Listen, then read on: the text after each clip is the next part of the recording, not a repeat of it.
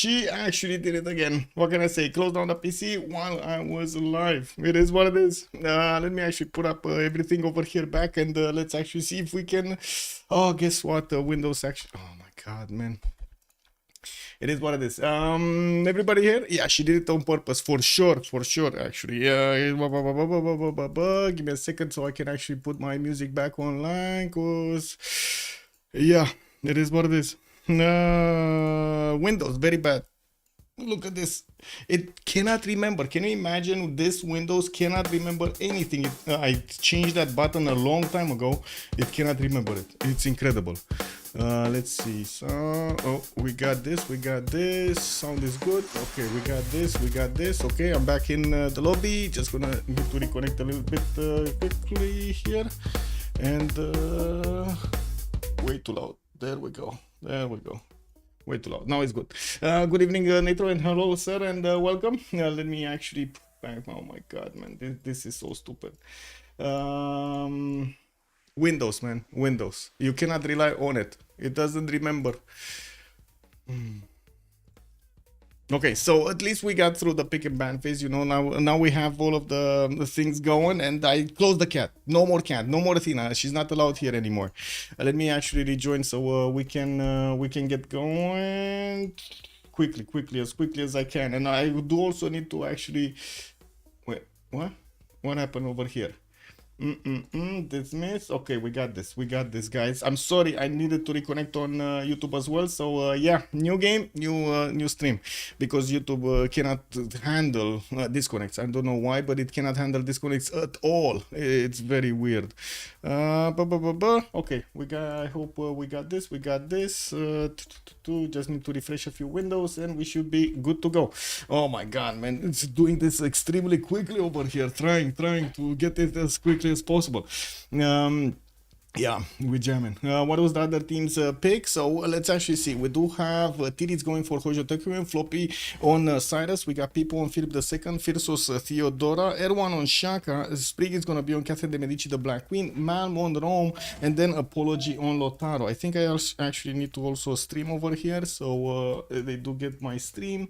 And there we go. We got this, and I'm gonna just click off the screen so we don't get to see it. It's fine. That's gonna be fine. It's fine. Okay. I need to pop up the chats over here for YouTube. Just give me a second. Oh my god. There we go. Back online. It is what it is. Takmit, good evening, sir. Man, I consume an obscene amount of your content, but rarely get to watch you live. How are you doing? Good evening, sir, and welcome. Thank you so much for, well, first of all, for liking it. I'm glad to see you here, and I do hope we're gonna get to talk a lot more. How am I doing? I gotta say, I'm a bit annoyed of what Athena did to me. I just closed the PC over there, even though I'm not annoyed at her. I'm actually annoyed more at Windows, because, man, I actually switched the button. I found where to switch the button in settings like 3 times now. It's incredible. It doesn't actually remember. This version of Windows 11 is not reliable at all when it comes to actually, you know, customizing your PC. Flip, thank you so much appreciated for the sub. Thank you, sir. Also, did the stream die? Yes, the stream actually died, unfortunately. Now it's back. It should be fine. Now we got everything. We should be fine. They do have a remap token, and I do want to actually put up really quickly the remap prediction over here. How many remaps? 0, 1, 2. We're just gonna leave for 5 minutes. And oh my god, thank you so much for the 5 gifted subs.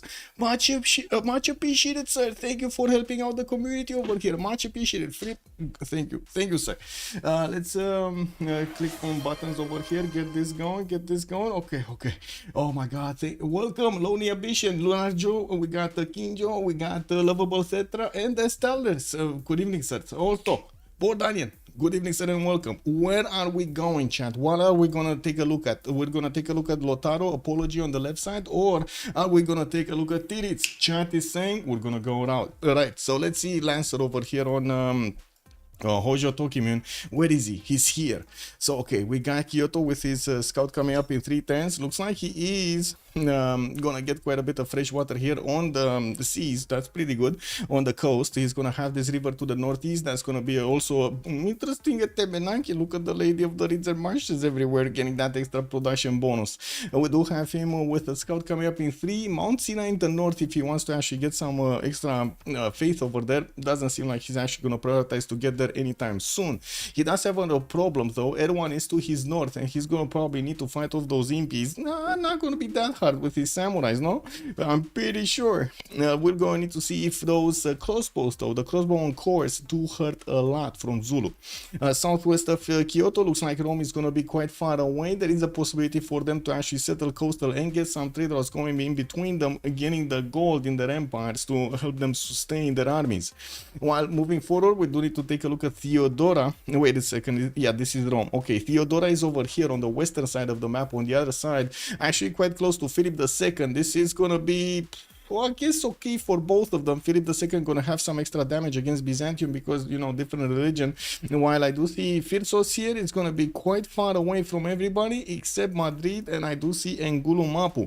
Now, neither of these nations do have an attack vector against Byzantium that's going to be easy and not something that Byzantium cannot just plug out. You see all of this mountain range to the north, to the northeast, to the east side. This actually blocks so much movement over here with units. Constantinople going to get his scout out in 3 turns. Does have second cities over there on cattle tile southeast, and I do see a lot of rivers here for him to get the fresh water going here in his cities. We do need to also move forward towards Sprig, which is going to be past these. Oh my god, did you see how many faith city states we have in the game? We have like 5 city states in the game, 6 faith city states in the game. This is Wonderland for Theodora. Also, there you think, Guten Abend, my heart. Welcome, sir. Good evening, and thank you so much for the tier 1 sub. We go from the right. Yes, you can also throw poo to help Michael. Yes, you can actually throw poo to help me. Yeah. Help me, help the stream, help everybody. Yeah, amazing. Throw poo at me. What can I say? We do have to take a look at what's going on here on wait, the Paris, right? Oh my god, very nice actually, very nice to actually see the stone circles he's gonna have in between his cities with 3 stone tiles, 4 stone tiles in the capital. He's also gonna have access to a 2-3 deer tile to get some extra production from the beginning going. Amber tile settled to the south. We do have also him with some geothermals over here in between the mountains, giving him some very nice and juicy campuses. That's a +5. Very nice. Now, well, he's gonna have also to get to settle all of these rivers in between the mountains. Very good places for his campuses. Unfortunately, this +5 is being held by a horse. It's being held hostage over there by a horse. That's quite unfortunate, but you know, it is what it is. Another +6 in between here on the rainforest tile. That kind of seems bad actually. Getting that +6 on the rainforest tile. You actually need to discover bronze working. Not cool, guys, not cool. Let's take a look also on his neighborhood. He does have Lotaro in the south towards Mapu, right? In between the mountains. That's gonna be very hard to get an army through, especially if Paris is gonna be on the buttons here. Now we do have Mapu on the same continent as Catherine de Medici, so I don't know, we might actually see some guards doing something here, something here. Also, thank you so much for the follow, H-Deft. Good evening, sir, and welcome. Taking a look at Rome here, we do have him to the southwest of Japan, east side of Mapu, and by the looks of it, the same thing happening between Mapu towards Rome as it was happening towards Byzantium. There's a lot of mountains and a lot of one-tile chokes that both of them could actually try to fend off attacks here. We do have Rome getting his second scout out, and he does have some geothermals in the capital, so he gets some extra adjacency towards campuses from the mountains and the geothermals next to. That's a +5 over there to the southwest of Rome. We also see that he's gonna have 1-3s with 3-1s to actually get to work here, and multiple cities that he can get on the rivers. Unfortunately, it doesn't seem like he's gonna have very good land. Like, I don't really see the same. Well, I don't really see the same as we've seen on other players over here. The amount of chops, so that I can see the amount of production that he's gonna have. I'm pretty sure Rome can actually develop his empire just like this, but it's gonna take a little bit more work. We're going to need to see the magic coming out here from Malm. I'm pretty sure the tools in the game do allow you to adapt. Hello there, papas. Good evening, sir, and welcome. Also, Antireo, bonsoir, monsieur. Bienvenue, bienvenue. Again, I'm so sorry. Actually, Athena, you know, clicked on the button and it is what it is. Let me turn it off again. I'm gonna do it again. Can you imagine? I'm doing this for like the, oh my god, man, fourth time. Incredible. Oh my god. Change advanced power settings. Where is the button gonna do? Not doing anything. That's what the button is gonna do. Oh my god, man. Yeah, it is what it is, man. It is what it is. Oh my god, we got a level 3 hype train going. Oh my god, amazing. This is the first hype train of 2025. Let's go. Amazing. Give me a second, just going really quickly. There we go. Okay, we got this. Let's move forward towards Cyrus. We do have him next to Zulu, very close, and of course they're gonna be allies, so not gonna be there's not gonna be any war between them. He does have access to some extra food from bananas, some extra silk tiles over there for the culture, and I do see Lake Victoria as the first one that we actually get to see useful next to a neighbor. We do have him with a jade settled there for some extra culture and extra amenity. While he does have multiple rivers that he could get to settle on, we do see that it's a bit better quality when it comes to the east and the south here rather than the west side. Well, we're gonna need to see him settle everywhere, get that empire going. Holy moly. Holy moly indeed. Oh, putting another sub over there on the choo-choo. Let's get the choo-choo. Rambling man, thank you so much, sir. Much appreciated for the prime.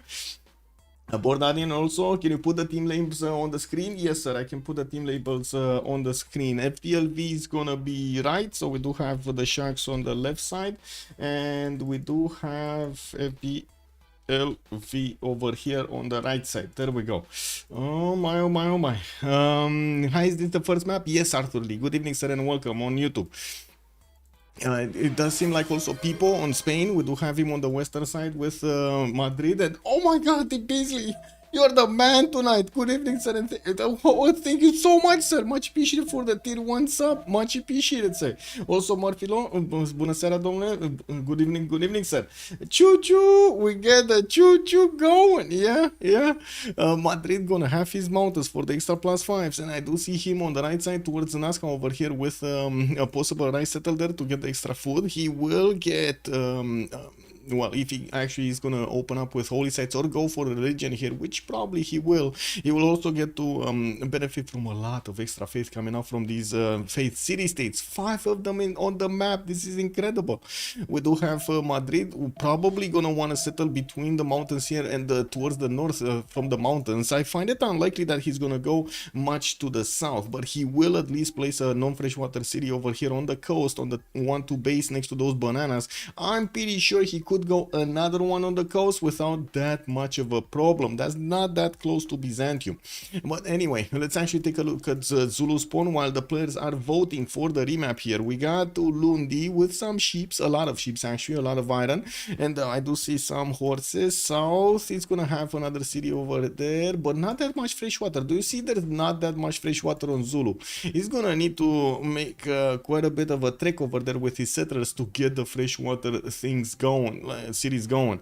Well, north side, he could definitely place it in Temenanki and get a very powerful second city with Liang. We're gonna also need to see if he wants to open up in the capital with Liang. That's 1, 2, 3, 4, 5, 6, 7, 8, 9, 10, 11 resources in the capital for him to get the extra food and extra production from Liang. And it looks like both teams said no. Both teams said no. I mean, they said yes. As in, both teams said no to this map. They said yes to another map. Let Mapuche into the game. They let Mapuche into the game. Yes. Yes, Tyler. Good evening, sir, and welcome. They did. They actually did. Beautiful. What can I say? Well, let's actually see the new map, and gonna need to wait to ask chat again. Where are we going? Left or right? How is this gonna look like? Should I let her back in? Should I let her back in, guys? Yeah. It's kind of a risk, no?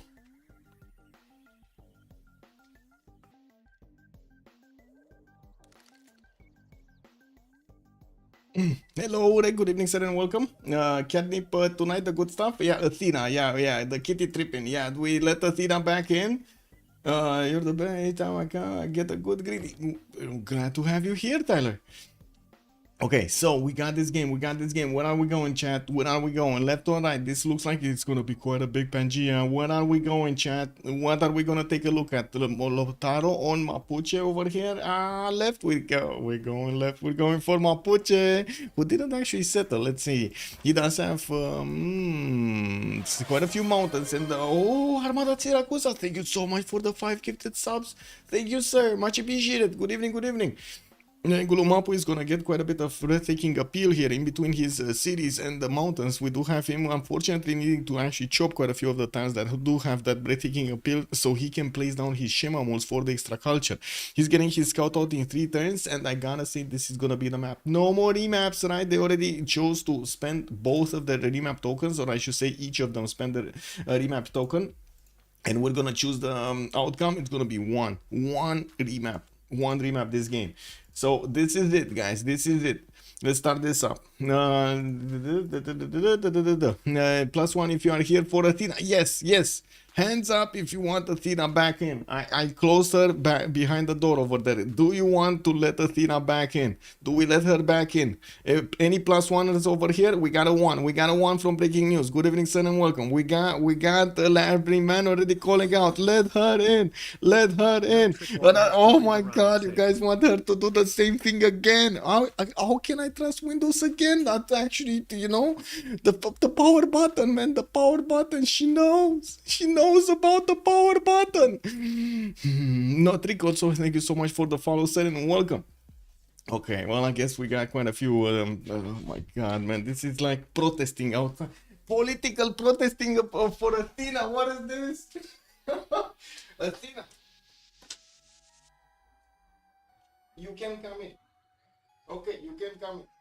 Do not touch the power button again, okay?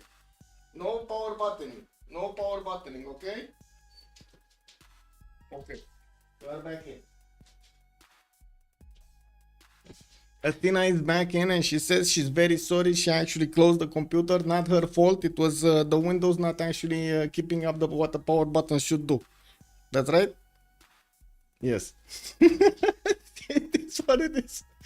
Build a cat in a wall in front of the button and make Mexico. Oh my God, man. Yeah. Anyway, we're gonna need to see what kind of bada boom she's gonna do next. Okay, bada boom, big bada boom. Let's see. Angulu Mapu gonna have his sources in the second ring here. Looks like also third ring from the capital. 2 resources over there for him to benefit from.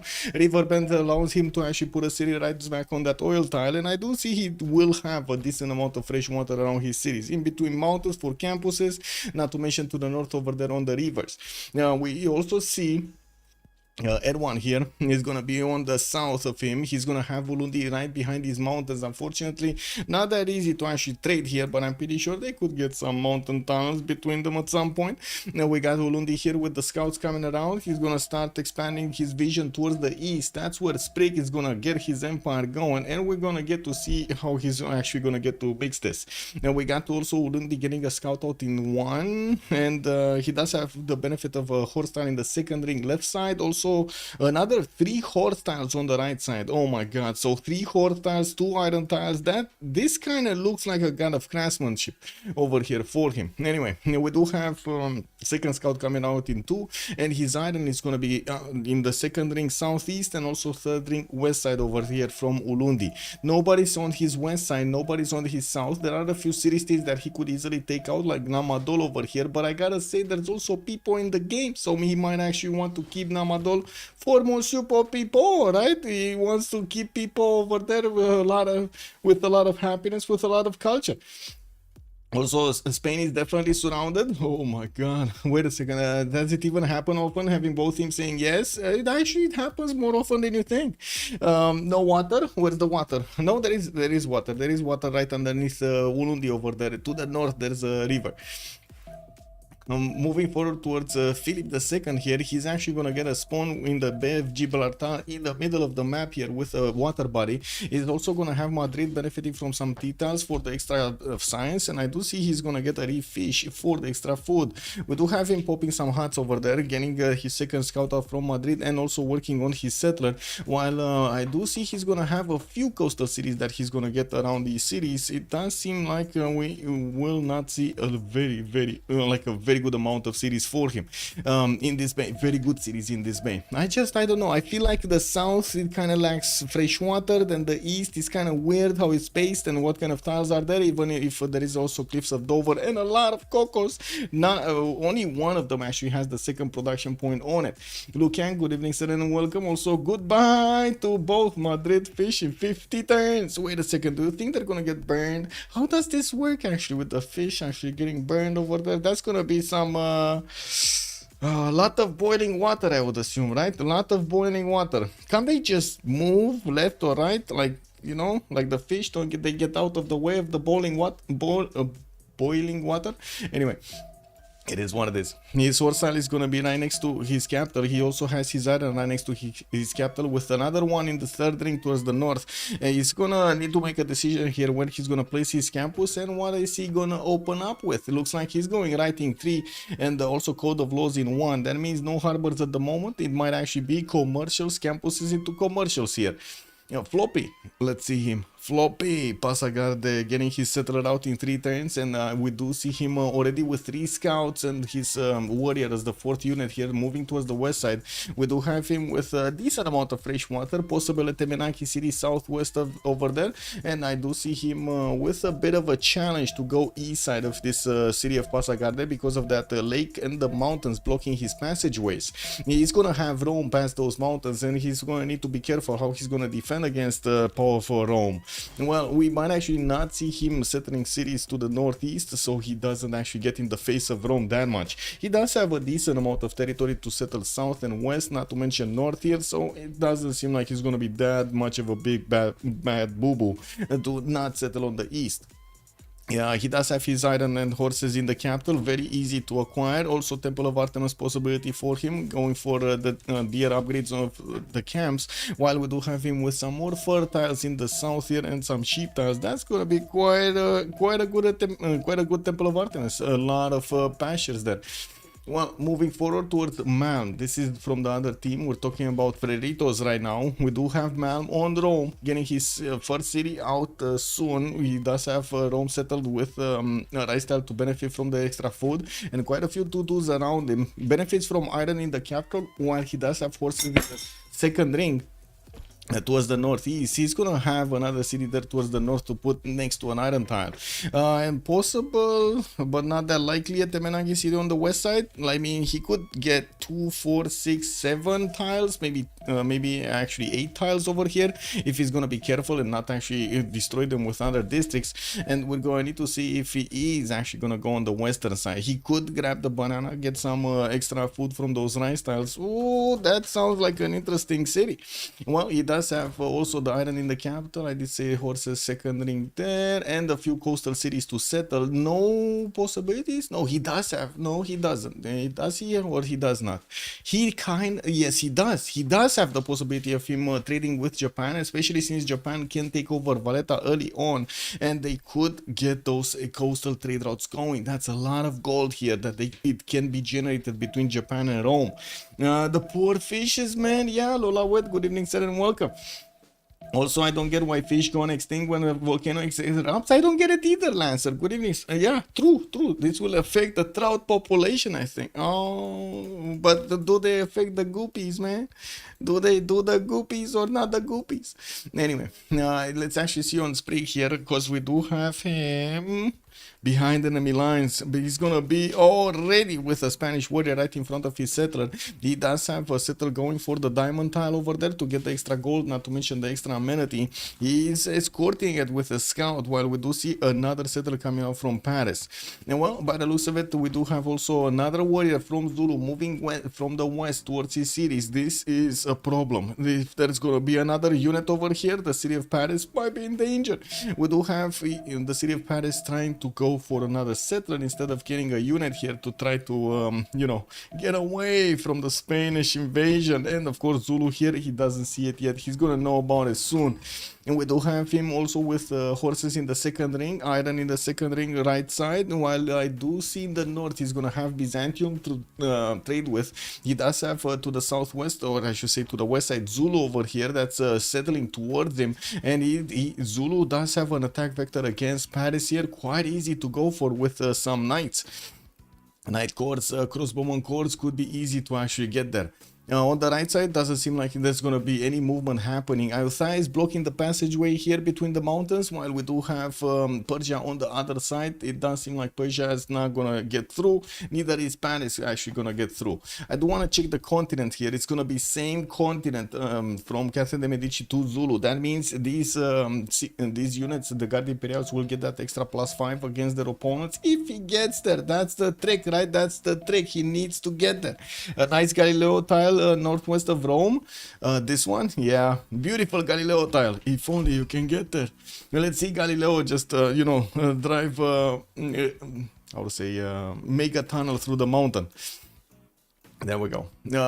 Theodora or Sprig. Sprig, strategic resources, right? I did see iron and horses second ring. He did settle 2-2 base next to diamond. He got his 2-2-3 there for extra gold. While he's not gonna get another city here, he's gonna need to go further next to the rivers there. I'm pretty sure he's gonna want to settle west, and I'm pretty sure he's gonna want to settle south. There is kind of a requirement to get a city to the southwest of Paris, so he can make it into a Governor Victor city and a defensive capital here. Well, we're probably gonna need to see him getting that soon. As you can see, the Spanish warriors and Zulu warriors are moving towards the capital city of Paris. They are trying to force a buy of a unit here, expanding the resources of their opponents, and they don't have that much gold. That's the problem. Like 15, 35 and another 15 on Titiits is not gonna be enough for a warrior. Well, bronze working across the board. I don't think I've seen this in a long time. Look at that, guys. Bronze working across the board. 5 civs, 4 civs from Freritos, 1 civ, 2 civs right now from the Sharks are going for bronze working. I think it's gonna be worth this time around, right? I think it's gonna be worth. Paris under threat. They need to buy a couple of units. Yeah, they need, but where gold? Where is the gold? They're not getting the gold. Anyway. Let's move forward towards Phyrsos here, because we're gonna come back to see how it's going there. Looks like Constantinople gonna get a horse out in 1. It does have already the holy site being placed but not finished. He's gonna need to defend it with a warrior from that pesky Spanish scout. Thessalonica gonna get another holy site. He did put it next to a banana to get the extra food. Has a second ring spy style for extra production and a bit of gold. While I do see him getting 4 or settled by Mapuche on the western side, he's also gonna have a bit of a problem with Spain on the right, and we do need to see if Apology is gonna go for his campuses. Yeah, he did go for his campuses or encampments at the beginning, but I think he's gonna go campus into encampments here. Now we do have Theodora looking very angrily at us, getting his holy site out, and I do see he benefits from iron in the first ring, while his horses are gonna be second. He does have a deer tile there, 4 and 1, 3 that he can couple with the rice extra food to get that city pumping very well. Everybody going for bronze, yeah. I mean, last game, no, they don't want to take any chances. Who's gonna run out of generals? Is Zulu gonna take a hide in okay, he's gonna play hide and seek in the fog of war and last move. Wait, did he? Oh no, he's just sitting over here. Check this out. He's just sitting over there. He's waiting for the French settler to actually move. He got a vision on it because of the Spanish warrior, which is also trying to get away. Looks like he's trying to wrap around there on the western side. I do have to say, Erwan's warrior is not visible. It is not visible. You see the vision over here? The forest and the rainforest are blocking the vision towards that tile on the western side. Let's actually see where France is gonna go. I'm pretty sure he's gonna be going. He's gonna go bananas here. Athena. Oh my God, she's trying to do something again, guys. She's trying to do something again. Boreal, good evening, sir, and welcome. Oh, Sprig moves to the south. on a tile that's less height than the other one, and the warrior of Erwan might be coming over there. Let's actually see if he's gonna move. He might be catching that slinger with his pants down. Yeah, sneaky, sneaky, yeah, sneaky, sneaky. Oh my god, she's doing no.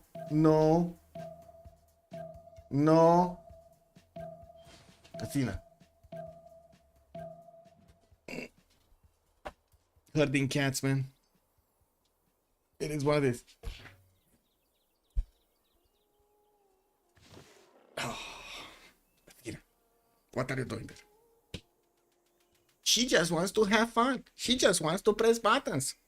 No? You just want to press buttons. Oh, but you have a lot of buttons on my keyboard. Not the power button. Not the power button. Okay? Not the power button. My god, man. Yeah, Zulu can't see France as settler either. Zulu, well, he cannot see it, but he can deduce what it is, right? Because the last time he saw it, it was the Spanish warrior seeing it over here on the 2-2 base. Well, now that he's moving towards the south, you know, he moved away from that tile. He had 2 tiles to go for, right? The salt mine across the river and the 1-2 over here towards the southwest. I think he's thinking it was the southwest, but I don't see him moving. So unless we're gonna see him last move here, I'm not sure what's going on. Is he gonna last move? This is the time he needs to move. This is actually the time he needs to move. There we go. He moved. He moved. Last second. He got it. Erwan, slap the slinger, sir. Slap it, silly. Oh my god, he let it actually move and settle. No!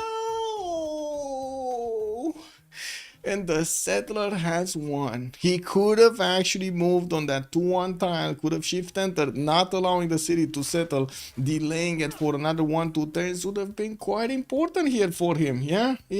Wait, laser cats? Pew, pew, pew, pew. Yeah.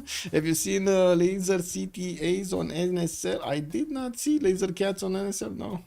Zulu is trolling? Yeah, I mean, I guess he could have done it. Maybe he loaded into the turn a little bit later. It is what it is.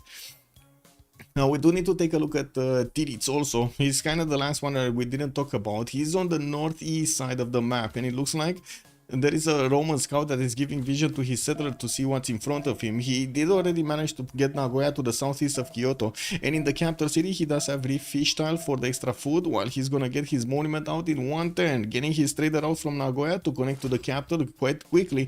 While I'm expecting him to get a few galleys, probably he's gonna need 3 to 4 galleys to actually take Valletta down. Already 18 HP, does have quite a few warriors, could already at any time get a boat out, and that's gonna make it that much more harder to actually take over the city center.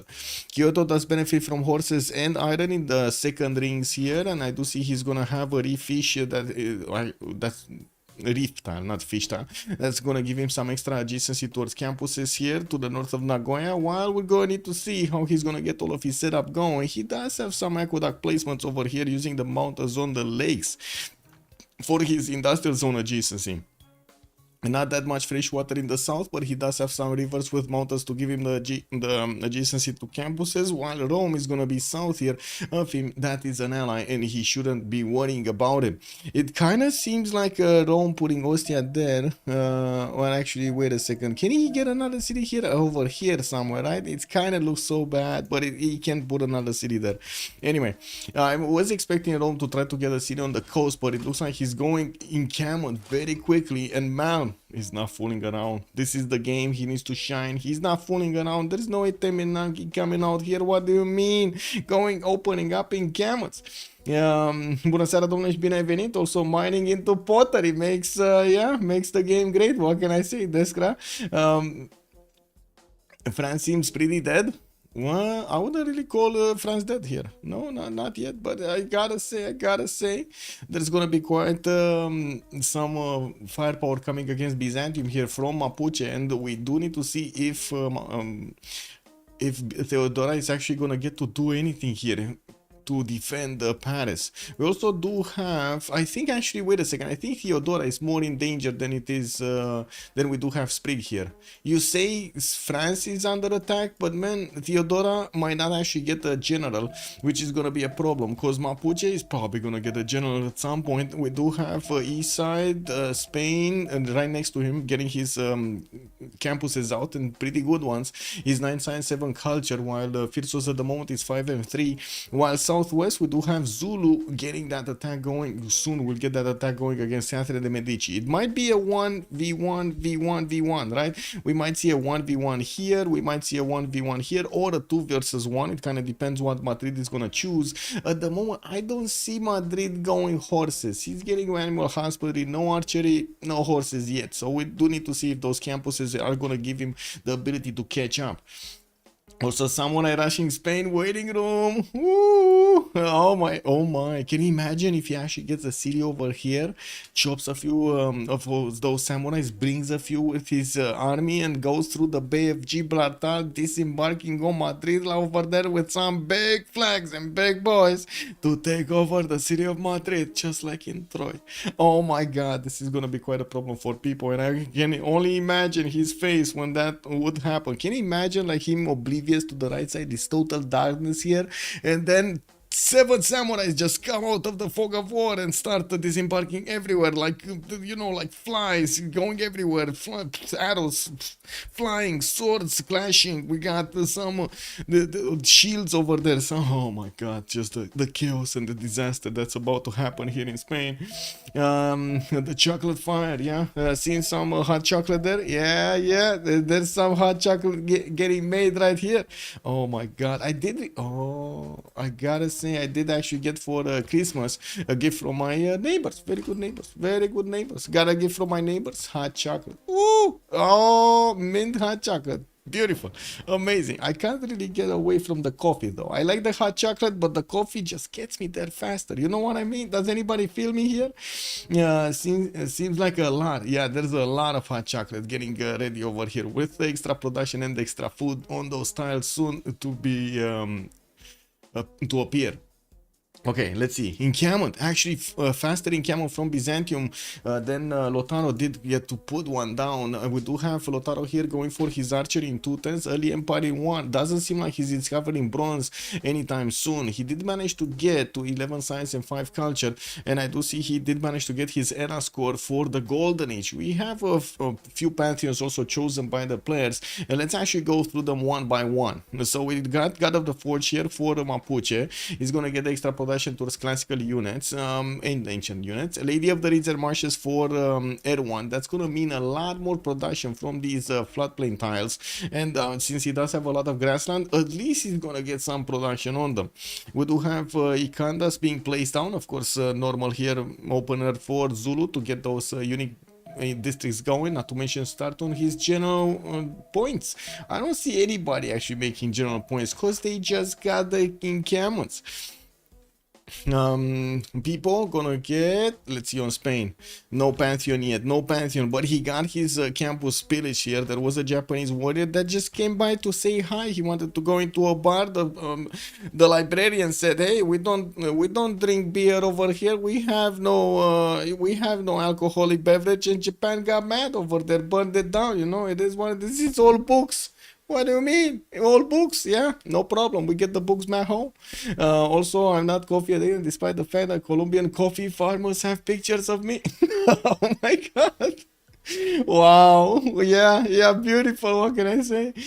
Sim Games Day. Good night, Lord. Good evening, sir, and welcome. Also, Tyler was saying that what did you get for your neighbors in return? Cookies. We did give them cookies. And some specialties from Romania. You know, they're not from Romania. They're actually from another country. Anyway, now I do need to move forward to take a look at the other ones, right? Where was it? Cyrus, I think, is the next one. No encampment from him. We got Persia here getting his city patron guidance, 40% towards the first district in a city center. Moksha opener with quite a few builders. He's going for his fourth city because, again, he doesn't actually need to worry about anybody at the moment. We do have Rome, still no pantheon. Japan, still no pantheon. Galleys are coming around, and we do have Liang being plugged in the capital city of Kyoto here with a 1, 2, 3, 4, 5, 6, 7, 8 tiles that he's gonna get to improve for the extra food and extra production here on each of those when Liang is gonna get promoted. Valletta is quite exposed. There is no galley inside of it, and that's usually the danger, right? Japan needs to get his galleys as quickly as possible to that city center, so it doesn't allow it to build walls or galleys. That makes the city almost impossible to take. Down goes Valletta. Wait. Don't go too fast. Don't go too fast, Mr. Breaking News. We might get caught over here for speeding. You know, we don't know yet if Valletta is gonna go down. We'll see. We do have actually Japan here with 30 points of production, with what, 15% more than everybody else, 20% more than everybody else. Is gonna get his cities to work on his monuments to get that extra culture going, and I don't see anybody actually steaming ahead with the science. Even though we do have here Mapuche putting down his encampment, I do see he's gonna get a builder to start improving his tiles, and he's probably gonna want to get his amenities going. So I would imagine irrigation. He's getting irrigation so he can improve his spice tiles. He's going to need to get the mining for the diamonds, already has it, and improve that incense tile next to Willy Mapu. Now, getting his amenities is one thing. Chopping down a general is going to be a totally different one. We already have France on 2 great general points at 10, Zulu is on 1, Byzantium on 1, and we will probably gonna see them project for those generals. Make a vote if Valletta is going to die before 1035, yeah? True. Wait a second. Is Valletta dying pre-1035? Yay or nay? Very simple question. Is Valletta dying pre-1035? Let's actually see. 1 minute. Let's put the points in. Spain might be looking to deny generals to France.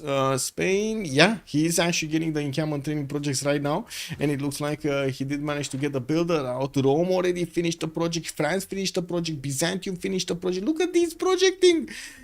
What is Spain looking for? He can't even get one. Like, this is gonna be too late, right? Does he have actually 2 chops to get there? No, he doesn't even have one. The builder is in the wrong position. He should have actually gone for the slinger. He's not there, guys. He's not there. Not getting it. Oh well, I guess we're gonna need to see his pantheon a little bit later. We do have over here a few archers coming up from Persia, and they're looking at their score screen because we're 1026. Looks like Pipo is just 1 point off. Sprig here is 3 points off, and taking a look at his city center, he's also trying to grab an encampment training project. Tech side, he's on horseback riding in 6. That's a bit too late for the golden age. The golden age is coming up on 1031. That's 5 turns from now. So 6 turns, it's 2 turns too late to actually get that point from the next technology from another era. We do have archers coming up over here from Sprig. Governor Liang establishing the capital for the extra food production. At the moment doesn't have actually the promotion on it, while I do see, of course, he did choose to go for God of War and Plunder. There's also Byzantium getting his another encampment training project next turn. He's probably gonna get one of the first or second generals here. We do have him getting his prophet for his religion, and just activated his prophet for choral music and crusade for another +5 against his opponent cities. We do see he did manage to also get to 18 faith a turn here, with Moksha establishing the capital, and well, at the moment getting his shrines out. It's gonna take a while to actually add a few more points of faith. GMA Niche Girl, hello there, ma'am, and welcome. Near Japan, what's happening with Japan is here. Yes, Valletta is getting taken out. He's getting poked to death. Yeah, this is Japan doing the pokey, getting a 3rd galley from Nagoya. He knows it's gonna be hard to go through a 23 defense strength city with multiple warriors around it, that he can't just wait to jump on those galleys over there. We're gonna need to see if the city is gonna be safe or not. Chat is deciding over here. What are you guys deciding? Yay? A lot of yays. We got a lot of yays. That's 1035, guys. That's only 8 turns from now. I don't know, man. I don't know. You say 8 turns, it's 8 turns. It's very quick. Valletta is trolling. I put up 1,000 against it. Yeah, it kind of, wait, against it? As in, it's not dying pre-1030? 35, I mean, Tyler? Oh my god. The one that actually asked for this vote is, guys, he's actually low rolling this. He's low rolling. He wants to go against the waves to get the points. Yeah, min-max in there. Let's go. I see how it is. Yeah. Okay, we got France with a general. Looks like also Rome with Byzantium got generals. Taking a look at the great people. We don't see Mapuche. Where is Mapuche? Mapuche. Is he get? Oh my God, he's not getting a general. Is he? He's not getting a general, guys. And Gulu Mapu is not even working on a project. He's getting the builders out. So he just gave that general to Byzantium here. That's kind of bad. That's kind of bad. I guess we're going to need to see if the extra science coming up from his campuses is going to be worth it. He was looking to try to get some district discounts here, and unfortunately put out that in camera way too late, even though they kind of knew about the adjacency of their empires here. Well, we're 1028, and let's actually see. Sprig is still 1 point off. He's also gonna have a problem with Pipo being 1 point off. Pipo getting item working, that's gonna be fine. That's an extra point right there. Coming up next turn for him. Item working so quickly on his side. Even trying to go for. Why is he trying? Why he? Wow. Wait, is anybody gonna get the project next turn? Because otherwise, it's gonna be Spain that's gonna get that.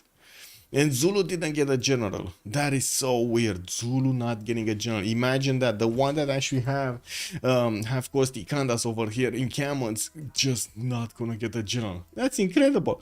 It's a red one. I have bad experiences with reds. Yeah, to be honest, yeah, it is what it is. I mean, let's actually see how things are gonna go. It looks like the damage looks good from these galleys. 33 against the Valetas 23.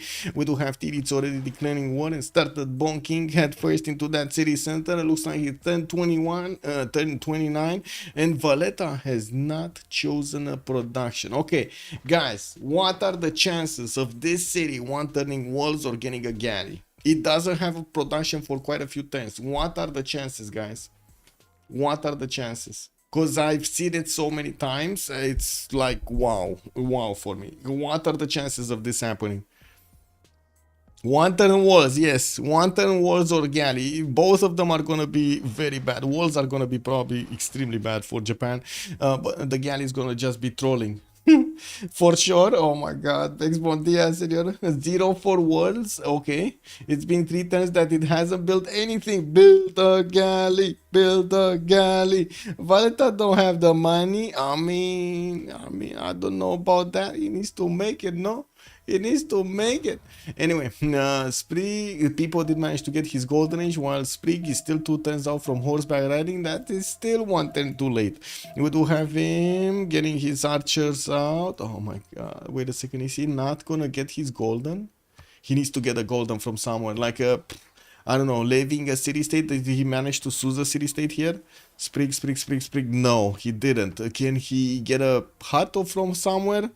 Can you imagine if he actually is not gonna get the golden age? That's gonna be so weird. Okay, Valletta's not doing anything, guys. Valletta's trolling us. Okay, it's fine. It is what it is, Tyler. It is what it is. It's not getting the production going. I don't know. It got confused and it said, okay, Japan, you can take the city. If it were me, it would be a wall and a galley at the same time. Exactly, Bex. Yeah, true. Getting the trolling on the players here done. Yeah. Well, we got one more turn. This is the last turn, guys. Sprig. Is he getting it? Is he getting his golden? Oh my God. Sprig not getting golden. First era. Final game. Final game. Not getting golden. Oh. Yeah. Rest in peace, Valletta. Rest in peace, Valletta. But also, Sprig not getting the golden age here is gonna mean a lot less production towards military units that he will need to actually fend off attacks. And also, guess what? A lot less culture if he's not gonna get his pen, brush, and voice. And 18 out of 19 is still unfortunate. Very unfortunate for Sprig. Yeah, 18 out of 19 points, guys. It's not happening. It's not happening. Anonymous, thank you so much for the gift to Tesla. Hey, bună seara, domnule, bine ai venit printre subs. Normal age enjoyer, yeah. Okay, guys, it was all in the plan, okay? It was all in the plan. That's how Freritos actually planned this out. All in the plan. It's all good, guys. Don't need to worry. And we got anonymous gifter giving one to Lancer. Hey, welcome to the sub, Lancer. Thank you so much, anonymous. Much appreciated, sir. Okay, what do we have? Okay, no Athena on the computer. It's fine. What do we have here? What do we have? Governor Plaza from Paris coming up next turn. We do have Liang plugged in there, starting to get that extra food going on his resources. I do think we do need to give them a few moments here, but it looks like Apology did manage to pick up his pen, brush, and voice golden, so we can start with him and keep going. 16 science, 16 culture, could not get his unfortunately his general here. He will manage to put another +3 campus in between the mountains to the southeast of Pico and Mapu, and I do see him sending his builders to improve the plantations on his spice tiles, on his incense tiles, and of course on his strategic resources with the pastures and the mines. He did get his iron, he got his horses here in his empire. 31 points of production with only 8 gold a turn. Erwan, also Pembrush and Voice Golden Age, he's on 3 cities, 12 science, 22 culture, because he did get his golden. We got him with the traders coming up from Olundi, from his capital city, working on a Temen. He can even afford a Temenanki. Oh my god, man. Erwan here getting a few slingers to defend from France, while France is not building any military unit. He's feeling safe. Getting also Lady of the Reserve Marshes for the extra production, plugging in Liang in Bulawayo for the extra production, and the defense on these tiles. We do have Zulu with another 2 horse tiles that he's gonna get to improve here, and another pasture on the sheep. Well, he did get his iron improved, and I do see he does have the opportunity to go for a Temple of Artemis if he wants to, but that kind of feels like it's a bit too much wonder building for just Zulu, you know? Anyway. Yeah, moving forward, we do need to see his production. 38 points of production puts him quite high over here. Third one in the game. Pipo just trained the swordsman. Looks like he did actually. Why? Okay, interesting. Well, Pipo, 16 science, 16 culture, 33 points of production, getting his swordsman out from Madrid and Seville. I do see he's also getting holy sites from Toledo to establish a religion. While taking a look at this, we still have a single religion in the game. We don't have that many faith city states as we had the first time for Theodora to just bank on that faith generation. This time around, it's gonna be a bit worse. We do have archers coming up from Seville here in 3 turns, and I do see he's chopping out his holy site as quickly as he can. We do see Byzantium is starting to get a few horses on the defense, working on Warlord's Throne, so we're gonna come back to see what's going on in between them a little bit later. FloppyFloNG, 16 science, 26 culture on 4 cities. Cyrus, we do have him getting his campuses out, got his government plaza, still no specializing building of choice, even though most of the time you do see the players choosing to go Ancestral Hall most of the game here. But I do have to say, Warlord's Throne might actually be a very, very important choice this time around. Gold might be at the premium for them. We don't have them with that easy opportunities to get to settle cities and connect on the seas to get the gold for their upgrades later on. We also see him getting photo settled by Rome here, while he did send a few archers to block the tiles of the passage tiles that Rome can use against him. We will need to see if he does manage to actually get himself a general later on. With Malm on 11 science and 19 culture, going for the Pembrush and Voice Golden Age, putting down his government plaza. Very weird that he's sitting on 3 cities instead of getting his 4th and 5th. Kind of weird that Persia did manage to get 1 extra than Rome, but at the same time, I do have to say his 2 settlers are out right now, and he's gonna settle soon, while he did manage to get a general, and Persia does not have one. So quite important over here for Malm to secure that defense and take away the opportunities of his opponents to get generals. And we do have Malm also, Floppy also with 46 points of production, while Malm is only on 35. It does seem that extra city makes quite a difference. Malm here, he does have 15 gold at 10. That at least is gonna be a good number. Sprig, 12 science, 9 culture. Normal age enjoyer. Unfortunately, normal age enjoyer. He did secure his general trunk track, and I do see he's getting his campuses from Ruan and plugging in Moksha in that city center, while the capital city is benefiting from a lot of food and production from Liang. He's gonna need a bit more housing there. The city is housing locked here. Well, oh well, it is what it is. We do have him. I do need to move this because I'm getting distracted. I don't know why this. I always feel like there's Athena going to do another one of those rounds over there. for all the marbles. Sasu, bonsoir, monsieur, bienvenue.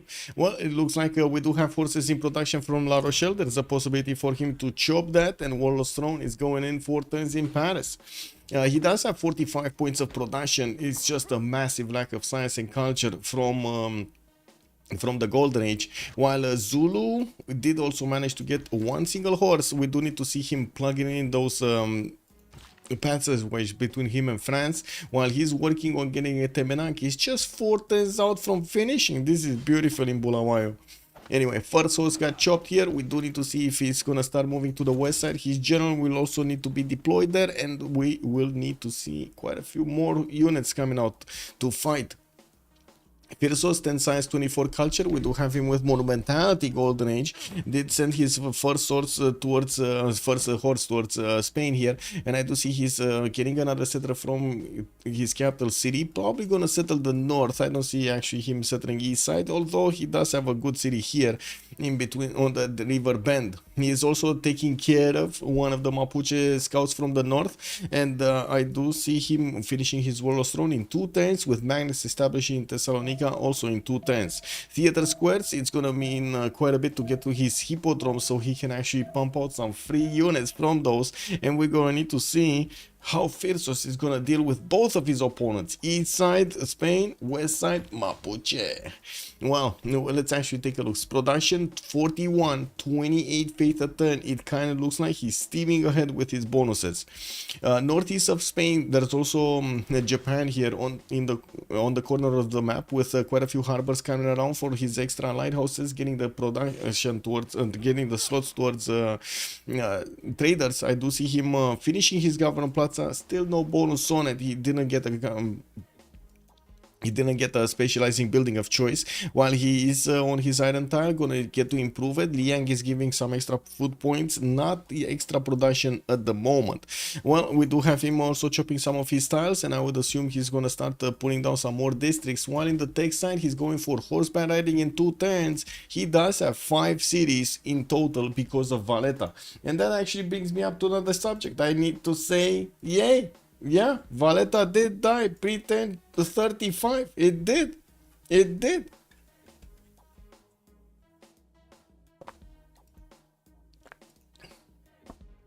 Give me a sec. Give me a sec. Just clicking buttons over here, taking care of the stuff. Click, click, click, click, click as quickly as possible. Okay. Okay. Next up. Let's see around the map. We do need to see around the map what is going on. We got Spain getting his swordsmen, a lot of them actually, with archers right behind them. Holy Side Prayer Project, so he can get an extra +3. Right? It's only a +3 right now. It used to be a +5, but now it's only a +3 if I remember correctly. Or let's actually double check on Spain's bonus if we do have it. Philip II +3. There we go. It's +3. It does seem like also Byzantium did send his general on the front line to deal with Hannibal Barca mano a mano. Here we're going to need to see if that's actually going to go anywhere. You know, we've seen in some movies, especially with what was it? Who was the guy? Who was the guy? Not Hercules, not Hercules. What was the name of the dude that was fighting alone against the opponents over there winning? Achilles, there we go, Mr. Breaking News. He knows. Achilles alone defeating armies. Well, I guess less death, you know, you actually get to put those people to work. We do have also in the cities of Spain here, Moksha established in Seville, while he's gonna get a new swordsman out. We're gonna need to see what kind of religion is he gonna get. He's gonna want to also fend off the religion of his opponent if his units are dying and his cities are getting converted here. Achilles was immortal. It's easier. What do you mean he was immortal? He was immortal. How does that work? How does that work? But it's almost Fifi. And also biggest spam of emotes over here in the chat from Ensansu. Ensansu, did you actually see? Did you see you can throw stuff at the stream right now, Ensansu? Achilles heel would disagree. Yeah, exactly. The heel, man. Okay, we got Byzantium sending his settler actually in front of France, in front of Spain, while Spain is coming up from the right side. We do have Mapuche sending some horses of his own from the west. We're going to need to see if these units are going to create chaos over here in the cities of Byzantium, debalancing Phyrsos from actually getting his A game going. We do also need to see what's going on here. There were some units from France going to the west side. Looks like he decided against going against Zulu. Zulu is going to get his Temenaki next. Oh my god, the city of Bulawayo is gonna be beautiful. We got archers, we got more horses, and of course his Ikanda's finished. That means he's gonna get a lot of general points. He's already on 3, France is on 5. We got Mapuche on 1, Rome on 1, Spain on 1, Byzantium on 1. And I do have to take a look. Scientists, no Hypatia yet. Hypatia did get picked up by Mapuche, so extra science over there on apology is gonna mean quite a bit. 30 science, 36 culture, next to Phyrsos 9 and 31. It does seem like that courser timing is gonna come off very quickly. We got Apology getting his construction, civil service in 5 for the extra +5 from an alliance. So yeah, he needs to get his builders ready. I would say get a few more horses and get the builders ready. Put the gold in the bank there, you know, just keep it safe and get ready. Get ready, boys. Put those people to work in one way to justify. I mean, wow, bro, the Beasley. That is such a like 18. Sorry, that is such a like 1200 thing to say, man. There are modern ways, right? Modern ways. We don't need to do that anymore. His mother plunged him into the sticks. In the sticks, he got the sticks by the heel. That's why it was his only weakness. By the heel? Okay. But in the stick, he put him in the stick. Whoa. Anyway, Byzantium for settling all those swordsmen. Yeah, he is actually for settling all those swordsmen. And I think also Byzantium is getting his rude awakening from the western side when Mapuche is starting to actually come around with his horses. His west is all naked. It's all naked. Most of his units are actually deployed to handle the Spanish threat, which does have the bigger stake between the two. We do have the swordsmen stronger than the horses of Byzantium. And of course, we do need to see if they do manage to get some archer support here so they can punch through properly. In the Styx River, in hell. Oh, it just means he wasn't immortal if he was able to die. Or am I not understanding? I mean, yeah. That's, you know, it's like a Superman all triangle. You know, it's like Superman in the movies. He couldn't die, but he could die, but he couldn't die, but he could die. We don't know. It's like one of those things. You don't know if the moon is up in the sky, if the world is flat. You know, it is what it is, or round. Who knows? Yeah, I'm pretty sure some scientist over here on the stream is gonna be like, what did you say? The world is actually flat? I mean, I don't know. Do you see it curved? No, it is curved. Guys, settle down. The world is a ball. It's a ball. Which multiverse Achilles are we talking about? Yeah, exactly. Which multiverse Achilles are we talking about? The Schrödinger Achilles? Schrödinger... Margin 77. Good evening, sir, and welcome. Toledo is Shinto. Oh no, he got converted. Oh, that's just nasty. That's just nasty. Oh, Spain didn't get the religion. It's fine. It's gonna convert. It's gonna convert back, guys. Don't worry. It's gonna convert back. We do have Byzantium here also getting his temples out, and he did manage to pump out a few more swordsmen. While the units of Mapuche did not actually get to the city of Constantinople at the moment. There are more coming through. We do have also Apology, only 7 turns away from getting his courses. So I would say right now, actually, don't go against your opponent. Stay inside. Stay inside. Get the Lotaro specialty going, right? We need to see him cook over here with his proper units. Yeah, I mean, you don't go to war with a little gun. You know, you go to war with big one. Zelfer also, bonsoir monsieur, bienvenue. How is it, Shinto? Yeah. I mean, it got spread. It got spread everywhere. Anyway, Bengala establishing in Toledo, we do see the wall of units here from Spain. He's making an arrow. You see the arrow, guys? He's making an arrow. He's telling us, Pipo is telling us, this is messaging here, private messaging from Pipo to the gods. He's telling us, we're going left side, gods. You might as well help us, right? You see that arrow? We're going left.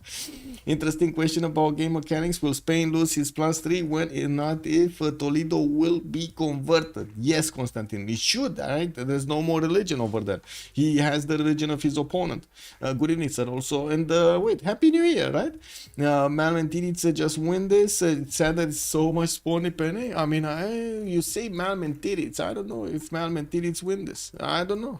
We shall see. They're all alone in the corner while their allies might actually die in the middle, right? We do have Sprig in trouble. We do have over here also Phyrsos in trouble. Yes, they're big boys. Yes, very experienced big boys. But also, this is the finals. There's nobody without experience here, no? All trying. Does Spain need majority religion for +3? I think he's just founded the religion. At some point, I think you needed to have majority, but it shouldn't be a problem for him to get a missionary, right? Okay, he got it. He's activating it. He's gonna purge that dominant religion of Shinto from Toledo, replacing the religion of his own. That must be quite an undertaking actually over there. Can you imagine actually converting all of those people to a different mentality here? Let's see what he's gonna get. Zulu might just kill Sprig. Yeah, we might see that happening. Let me get the prediction up also, so we don't get to be confused here what's going on. And also, I'm so sorry, YouTube chat. Sorry, sir. Good evening, sir, and welcome. Romox says also hello there, sir, and welcome.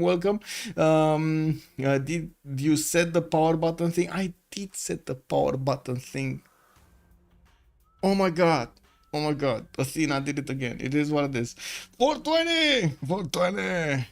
Yeah, did Byzantium get crusade? Yes, he did, sir. Yes, he did. And we do have holy sites here coming up from Asia, another one from Byzantium, while he tries to keep on getting that phase generation going. He's on 44 right now, able to afford quite a few builders to help him chop out this territory. We do have more horses from Mapuche, getting 110 from Willy Mapu, going for his encampment training project from the capital. And I do see him sending more cities in the southwest.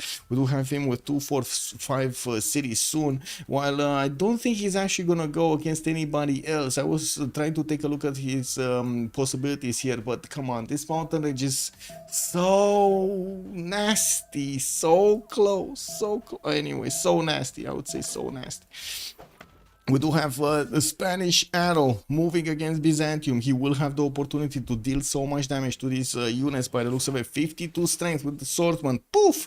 One of the horses goes out. Another one of the archers goes out. That's actually the general that got pushed into Nicaea. Right now, it doesn't get the bonus to these units next to a major.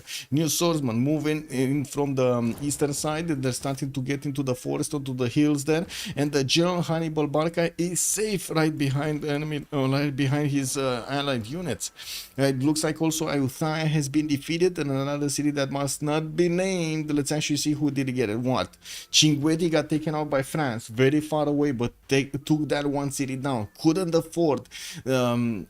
Why actually? Couldn't afford the risk of getting more faith on his ally? Oh well, I guess it is what it is. Pingala establishing a sharing 3 times, and there was another city that died. Ayutthaya, that was a Persian army that took it over. And I do see Persia did get to his 5 cities, going for Pingala in Bactri. You know what we need to take a look at? Are you ready, guys? Mad Beats, also good evening, sir. Wait a second, did we see each other since New Year, Mad Beats? Happy New Year. You've been partying in the last 2 weeks, my man. Very nice. Well, look at this beautiful city of Bulawayo. Erwan, 26 science, 34 culture, 57 points of production. And we do have him putting down his horses to the northeast, getting his warlords thrown in 3 turns, getting some commercials for the extra gold, because gold is right at the premium on both sides. And I gotta say, there's gonna be a lot of gold necessary for Lautaro to upgrade his units, his Malm raiders, to actually go and smash the defenses of Byzantium. Looks like Byzantium got the message that he's not gonna get attacked from the western side anytime soon, and he is getting pressure from the east side more and more. We do have Spain able to do the damage there. Oh, that is just beautiful. Did Spain get his extra +3? Yes, he did get his extra +3. So there we have it. He only needed to establish a religion, not actually, I would say, not actually have it the majority. How many Malons? How many Malons? I've been watching your YouTube, not live. Oh, I see, I see. I mean, I'm glad you're watching someone. And also prediction time. Yes, sir. We should get the prediction going. For who's gonna win. Let me actually put it up because it looks like I forgot the last time. Who will win? And we do have the Sharks on one side and the brothers on the other side. FDLV, Freritos, de la Vega, Vega. How many Malons have a horse? Wait, half a horse? Half a horse? Wait a second, what's going on here? This swordsman doesn't seem like it's on his last legs over here. This seems like he's not gonna survive the next turn. Or this turn. Oh my god, that's a lot of damage, bro. And that horse just exposed himself to the swordsman attack. That seems like it might be a dead horse. Oh, I don't know about this. Spain does need his archers on the front line over here. And needs more units. He needs more units. He's getting shrines. I don't know why, but he needs more units.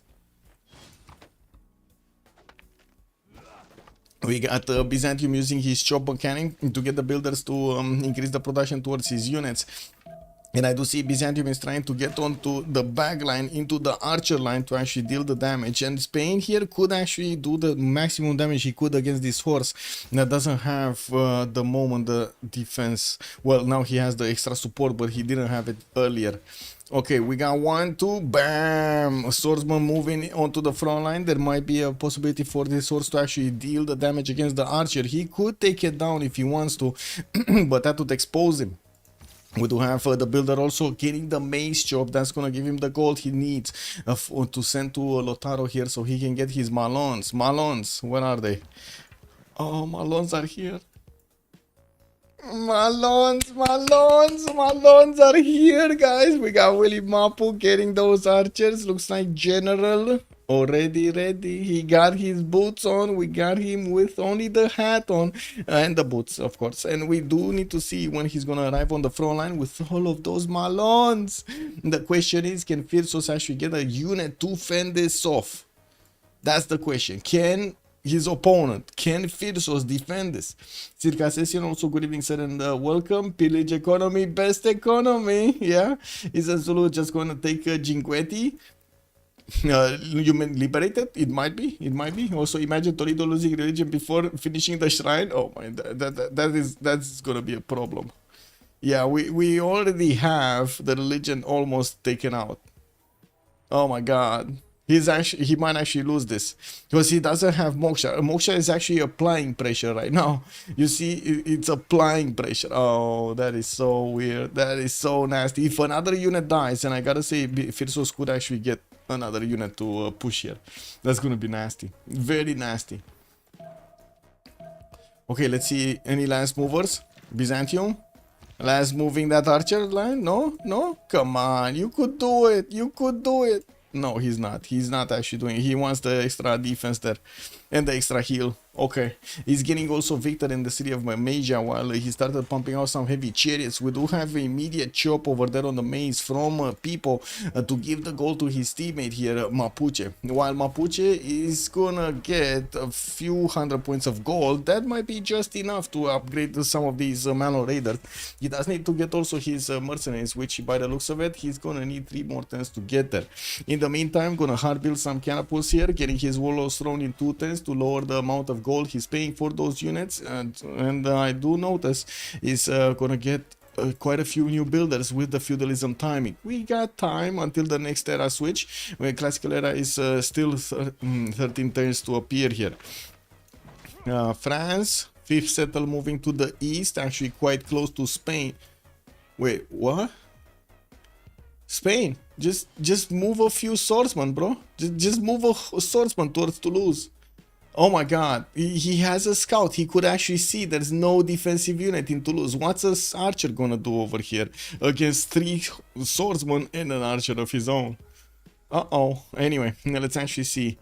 Zulu, where are you, Zulu? Mercenaries in 3, military tactics in 7. Looks like he's getting his army of feudalism builders here, and we do need to see when he's gonna start getting core units out. That's the special power over here of Erwan of Zulu, getting core units much earlier on in the game, which will give them more strength and of course a much powerful unit to go against his opponent. He still didn't get his general. We do have him with 3 points a turn, 65 out of the 75. Gonna get it in the next 4 turns.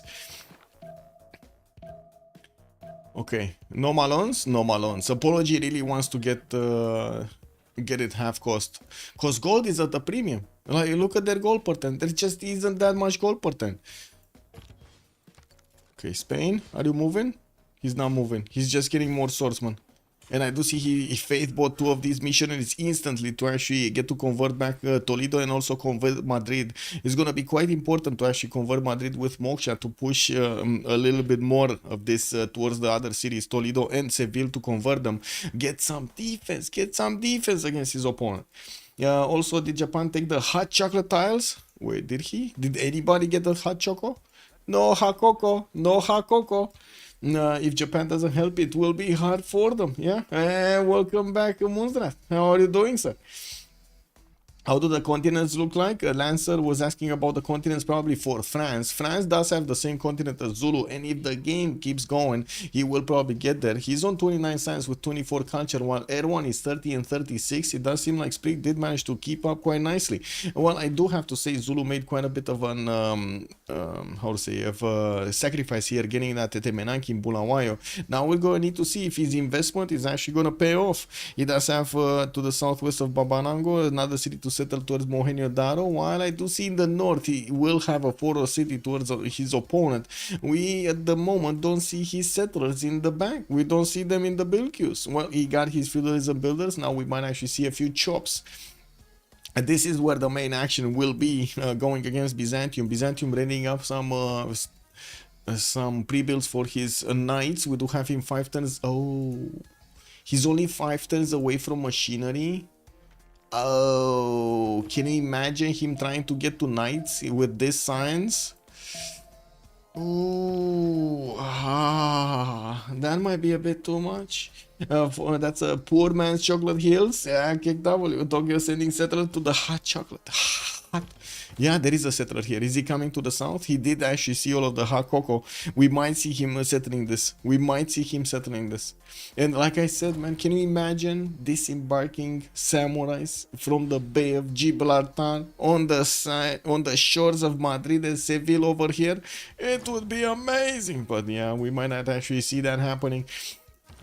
We do have people here managing to get to 32 science, 23 culture, keeping up a little bit ahead of Theodora, but not by much. While he is in a Drums of War Golden Age, he made a lot of sacrifices with his early build to actually get to attack into Byzantium, and it's all up to Apology to finish the job on Phyrsos. But they could settle the lake and build by the boats. Yes, settle the lake, build by the boats. Build the boats, buy the boats, build the boats. Well, Titiits, where is he going? Why is he not going cattle? Or the 2-2 base? Go cattle, sir. Go cattle. Is he actually going to want to settle this river directly west of Tokyo? Really? Really? You're gonna give up on so much gold? Oh my god, this is like more gold than actual empires make, man. Should settle the 1-2 hill next to the cliff of Dover instead of settling on the crocodile here. You mean like 1-2 hill, like non-freshwater settle on the cliffs of Dover? Really? I mean, he could go non-fresh, don't get me wrong, but really? Muzrath is ready to attack. Ooh, wait a second. Attack is coming. Muzrath is getting ready. I don't know for... Oh, he threw a kick W at me, man. He threw a kick W. Yeah, he did. He did. Oh, well, it is what it is. Actually, wait a second. That's a thing. That's a thing. He's thinking. Skazel, good evening, sir. The budget chocolate hills. Yeah, absolutely. That's a big brain thinking. Big brain. Yeah, big brain thinking. Wait. I got this. Okay. Still here on YouTube? Let's go. Okay, we got some more missionaries. It looks like one did appear in Madrid. He is reconverting the city of Toledo back, and it looks like he's 3-1 right now. His swordsmen still need to do the damage against these horses, and ideally he would want to get 3 attacks, but I don't see him actually having that possibility. Now, from the western side, this is the turn. Mapuche did manage to get his mercenaries, so now he's gonna have the ability to upgrade these units. He does have 326 gold, and it costs him like what, 75 to actually get one of these Malons upgraded. Now on the side of Byzantium, we do have him getting his, still trying to get to machinery 3 turns. The Malons should be way stronger than the Byzantium swordsman, since we will actually see Mapuche here not only benefit from his general bonus, but also his +5 against civilizations that are in a golden age. Very hard for Byzantium to actually put up a defense on both sides, since both of his opponents have extra damage against him. I mean, you could just settle the cliff tile too. The cliff tile, yes, the cliff tile, totally agree. But that's kind of far away from the Coco. It's far away from the Coco, don't you think? I honestly thought he's gonna go for the cattle. This is what I think. Yeah, he's going for the cattle tile, guys. Extra food over there, going for more cocoa in the empire. It's just a circle of amazingness, right? You get the food, you get more cocoa. You get the food, more population, more cocoa. You get more food, you get more cocoa, and that's it. No, that's how it goes. The wheel just keeps on turning. Oh, first +6 campus that we get to see from Fukuoka. I do have to say Titiits here is gonna jump up quite a bit in his science. 27, 41 right now. We do have also Rome managing to get to 31-41, putting down his industrial zones, getting the setup, beautiful setup in between his cities with +7 and +8 here, +6 and +7 actually. Getting also a bath from Aquilea, putting down an encampment right in the face of Cyrus, while I do see Floppy did send a few horses to also get next to those archers in the choke points. We do have Persia chopping out his camps here, and he does still have quite a few stone tiles with extra production. Got 2 of those campus districts next to his government Plaza with Wallo's throne established in it. Got a few commercials also, but not that many. 2 of them in a single market. That means he doesn't have that many trade routes. Only 3 could use, definitely could use another one there from Athena towards the capital. And we do have also Zulu managing to plug the chokes entirely with his units while he's working on Statue of Zeus from Ulundi. He's gonna get quite a few free units from that wonder. 3 spearmen, 3 archers, and a battering ram. That makes it great. Just one that. Those cities better than one. True. Gotta ask, can they win without Phyrsos? That's a very hard question. That is a very hard question to answer, Mr. Breaking News. We might see it. Throbbing. Yeah. The circles, man. The circles. Yeah. Well, let's see Spain pushing through. Let's see it. Is it pushing through? It kind of looks like he's pushing through here. Malon damage 63 against 56. They do have promotions on them for some free heals. I do see pyramids also getting built in Mapuche's Wente Mapu city. That's gonna be a free builder and extra charge on each of his builders. While his first Malons are moving forward, it looks like he's gonna need to actually keep this general here until the Malons actually cross the river. Looks like he might be eyeballing the city of Constantinople, which is and the Antioch, which are quite open here. And I do see Spain is trying to put his general in the middle of his army so he can actually give as many bonuses as possible. I really like the deployment of the archers and the swordsman lines, giving him the ability to shoot from behind the safety lines over here with his archers, getting a few more promotions, and also having the strong ability from his melee units on the front line to keep going. And it looks like Mapuche dealing the first damage. He did manage to take out a unit from Byzantium, another unit from Byzantium on the right side. More are getting attacked there, and the Byzantine units are looking for their gods here. It looks like they're gonna start praying quite soon. We do have some of these hippodromes starting to come around. Phyrsos is barely getting machinery and mercenaries in 2 turns. Doesn't seem like he can actually get to stirrups. Can he survive without stirrups? Blaze Guard Games, good evening, sir, and welcome. Also, Terracotta Army Malon, so it's that free promotion. It's free promotion feature. It's the free promotion feature. He could try to get the Terracotta also. I do see him building the barracks in Ngulumapu. And I do see him also getting another wave of settlers, one from the capital, another one from Pikun. While he does have a few more jobs there with Magnus, we're gonna need to see if he will get to expand properly while he's getting his attacks going against his opponent. These are a lot. These do pack quite a bit of a punch. They can get to Antioch quite quickly, taking out that extra settle for Byzantium, then wrap around to Constantinople from the north to deal with this second city. We do also need to see if Spain is going to get to successfully punch through with 4 units to attack into a single sword, not to mention the extra damage from these archers from behind. He might actually have the punch necessary to go directly next to the city of Amasia to deal the damage against the city center and take it down entirely. Catapult coming out from Toledo, that's going to be quite a bit of extra damage against city centers, not units, city centers. And we do need to start covering the era score.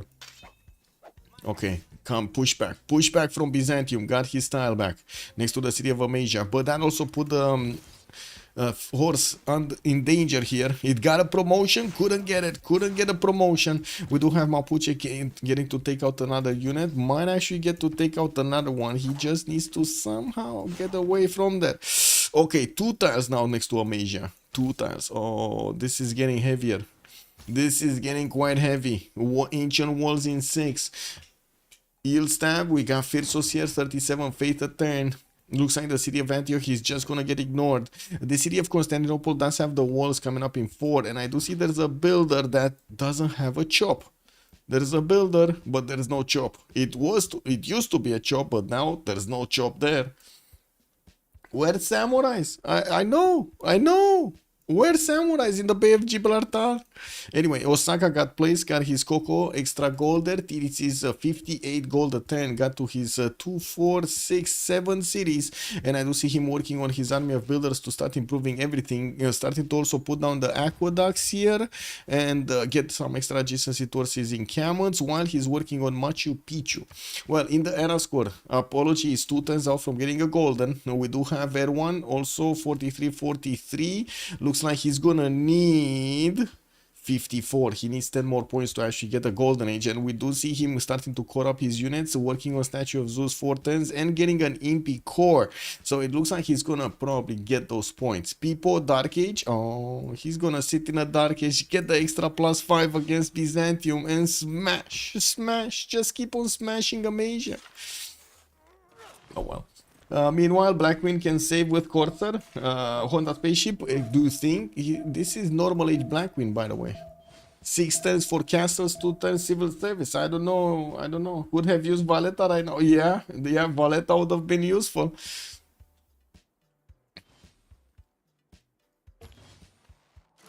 Okay, Malons. Walls got chopped. Walls got chopped with a forest from Amasia, and it looks like Amasia, well, the walls also need to get up here, because it seems like we're gonna start seeing these units start to attack into it, and it's not gonna be pretty. It's not gonna be pretty at all. With also the catapult from Mapuche starting to appear on the front line, we do need to see Mapuche managing to get the damage onto that tile.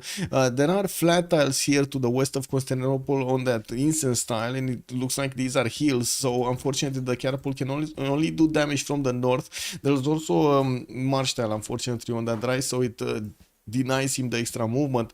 While I do notice Spain just lost a unit. Byzantium is trying to lash out. He's also grabbing some crossbows, trying to chop them as quickly as possible to give him the ability to get them quickly. Valletta captured by LR. Are they griefing? No, that was an extra city for Japan. That makes total sense over here to get Valletta. Need a Defender of Faith instead of Crusade? Yeah, I think a Defender of Faith would have been a bit more useful here. Or at least Crusade is going to be useful after he's going to lose the cities. I don't know. It is what it is. Let's actually see if we're going to see this city being taken out. There are 3 swordsmen with the ability to attack into the city center, and I think, to be honest, I think he should make the sacrifice. What do you think, guys? Make the sacrifice, attack into the city center before ancient walls go up, or fight off and lose against the crossbows? What do you think? She's not going to touch the enemy cities anyway. Yeah, why May is not helping to Byzantium? They're trying to send out gold and resources to Byzantium, but they can't really send out units. That's the problem, right? We do have France with the defense that he needs to keep up against Zulu. Persia is also getting to take care of Rome over here, getting his chokes plugged, not to mention simming. We do have same thing happening on Rome, same thing happening on Japan. He's too far away to affect Madrid, way too far away. We were thinking, but yeah, there we go. He did smash, and the city goes down. Amazing.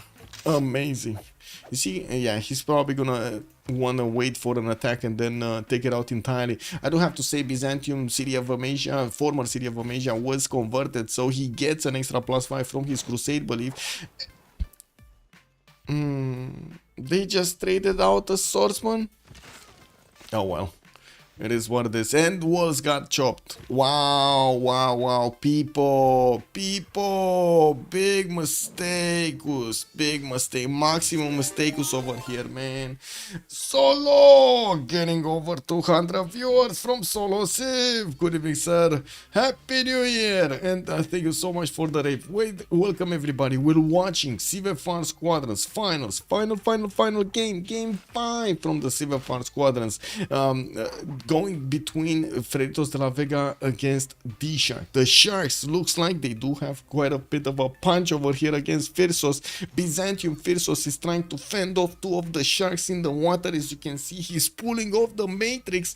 We do have Neo over here. Oh, dodging bullets.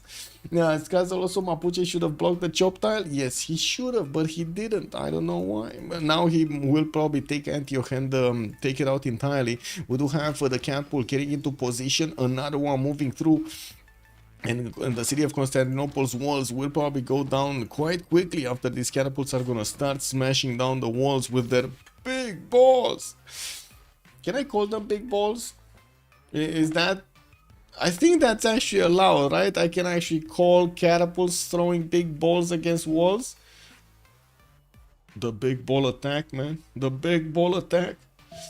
Correct defense. Crossbows should come before knights if you already have a strong front line of fortified swords. With fortified healing advantage, it's pretty hard for medieval units to slam through swords and need crossbows. Yes, but it does seem like we do have Spain getting his own crossbows, and also he did upgrade men-at-arms. It's gonna be quite a problem for Byzantium to keep up. We do have Byzantium trying to get apprenticeship and divine right. While I do see the Malons are pillaging his land already, the city of Constantinople is getting smashed. One single catapult attack, boom. City of Constantinople lost a 35% of its strength there. We do have the men-at-arms getting next to Amasia, could actually attack into the city center without taking that much damage, but I'm pretty sure he's gonna wait for the catapult to take out the walls before that city is gonna get smashed. He does also need to attack with his archers into these weak swordsmen to take them down and move his crossbows further onto the front line. Balls to the walls, boys. Yeah, exactly. Well, let's actually see what do we have here. Kilea getting a few horses. Looks like he might actually be building up a defense here. I doubt that he's actually gonna go against Persia, but he might. We do have him still getting some few pre-builds, which is gonna help him. On the left side, Zulu is starting to get impy cores, which are... Whoa, 80 strength against the French horses. Well, France is gonna get his courser soon. He will need some gold support from Titiits. Shouldn't be a problem. They do have 76 a turn there, and Malm is on 46. While I do have to also point out, we don't have that many impy cores here coming up with a general from Zulu. Intelligence agency coming up in 5 from Ulundi, while I do have to say also... France over here is gonna get his free spy. We're gonna need to see him plugging in that free spy in Zulu's territory soon. Antioch got taken over. It looks like Constantinople is 1 turn away from also losing its wall strength. And Jenna, hello there, sir, and welcome. Oh wait, is it Lenane Jenna from Su's server? Hello there, ma'am, and welcome. I'm not sure which one of the Jennas it is. Zulu going all on getting extra cities from France. Yeah, he's going going all in. He's going all in by the looks of it. Not actually getting new settlers here. He's just getting impy cores. I mean, that's why they picked these civilizations, no? Okay, walls went down in Amasia. We got a Malm raider getting also the tile next to it. Constantinople's walls are also gonna get attacked right about now by the catapults, and I do see Pipo still has units 2 times to attack into that city center. There we go. First ball shoots down Constantinople. Second ball coming around. No, it looks like the general did not actually get to activate. How did the general not activate on this catapult? You see the general is here. How? Oh, it's not the correct general, that's why. Oh, kick W, man.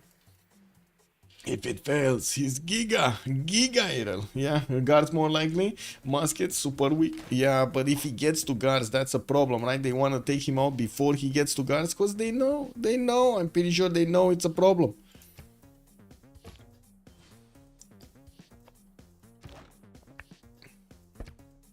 We do have Sprig with 200 gold, and the question will be, yeah, he probably does have mercenaries. Let me double check, but I'm pretty sure he does have mercenaries. Change policies. He doesn't have mercenaries. He just has feudalism. Oh, that's a problem right there. Oh well. Let's see. Era score. Next turn. Era score. Dark Age on Pipo, Erwan Golden, Apology Golden, Floppy Golden, Malm Golden Age, Sprig Golden Age. Oh my god, man. My man is gonna get a Golden Age. Phyrsos is Golden Age, and then Titiits Golden Age. Okay, so it's only Pipo by design. He's actually by choice not going for the Golden Age, so he can get another +5 against his opponent over there with the bigger punch. He's actually just gonna grow a bigger punch, you know, like literally a bigger punch. Escape settler out, will need to rely on France to defend. Yeah. Escape settler from Nicaea. We do have him moving to the south. It looks like Spain is moving on to the crossbow line. These units are gonna fall quite quickly. The crossbows are just not well equipped to deal with the men at arms. Only if the men at arms are far away, they can actually deal with them. The 2 safety settlers, 1 in Thessalonica also. Oh yeah, he's trying. There are road pathways connecting him towards the south. And looks like the balls from the Mapuche's catapults are attacking Constantinople right about now. Took down those walls defenses, and the Malons could actually go in there soon. Now we do need to see if Byzantium is going to manage to defend. He lost his line of crossbows from the right side with Spain pushing in. Johnny, also good evening, sir, on YouTube. Absolutely. What? Oh well, not sure they got enough time to escape. Yeah, I'm not sure either, because it looks like the Maritimes are going through this defense so quickly right now, so quickly.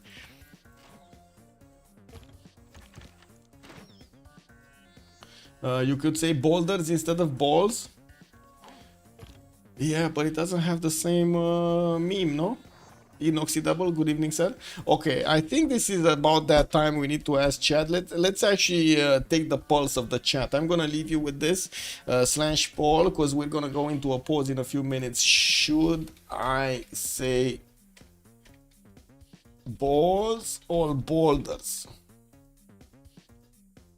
Oh, okay, there we go. I'm gonna put it for 5 minutes. We need to ask chat. You know, I'm listening to chat all the time. That's how it goes, no? Feedback. No boulders. Oh, catapults and balls. What do you mean? Oh my god, projectiles. Yeah. Right now they could have given Valletta to Phyrsos, yeah? True. Phyrsos could have definitely used Valletta.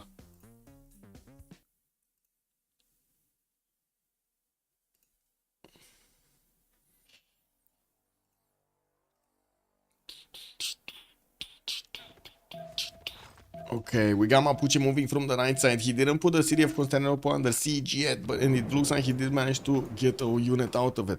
Let's actually go with this, this, and this. What? Oh my god, you scared me, bro. Monstras, oh, you scared me. I didn't know what's going on. I thought somebody's in with chat with me, and I was like, what the? Thank you so much for the meeting, sir.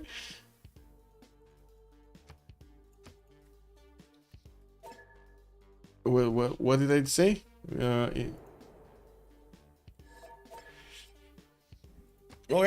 So, be right back. We got 2 minutes of the pause. Get the pole down.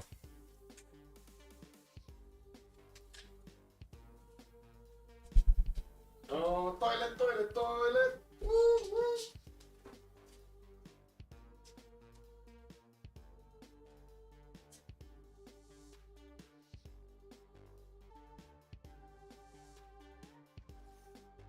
Oh, right on time. Oh my god.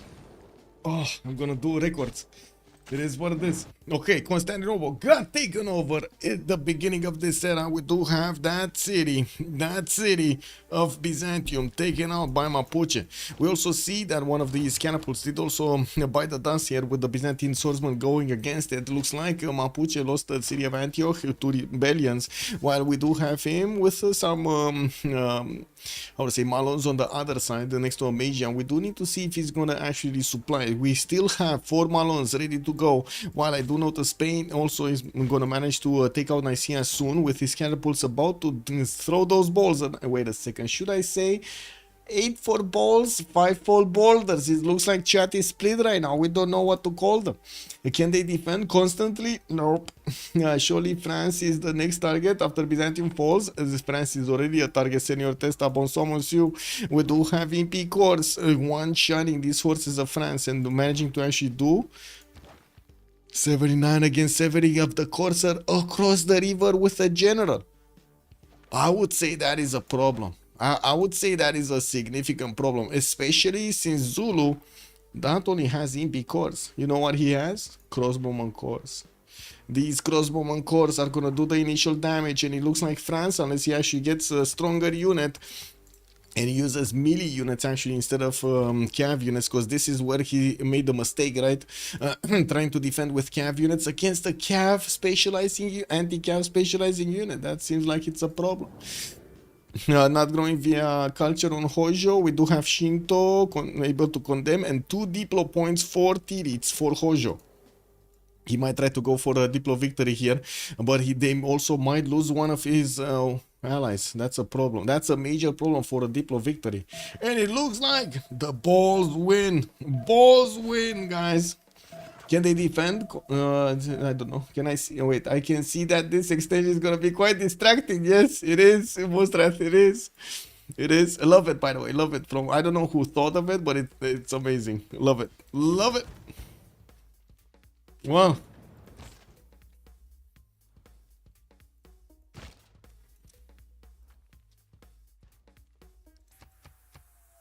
I do see Shema mult being placed by Mapuche. We do need to take a look at their points here. Okay, let's see. Mapuche printing in 2, 62 science, 65 culture, 105 points of production.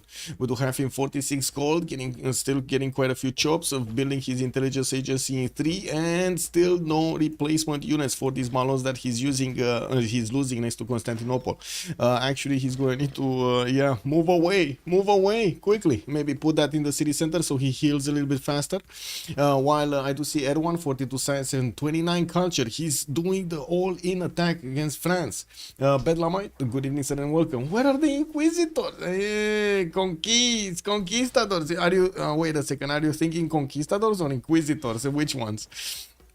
Now we do have Zulu with the ability to go and attack the city of La Rochelle with his impies, not to mention almost one-shot his units of his opponent with his next line of impy corps and soon to be crossbow corps moving onto the front line from the south and from the direct west of La Rochelle.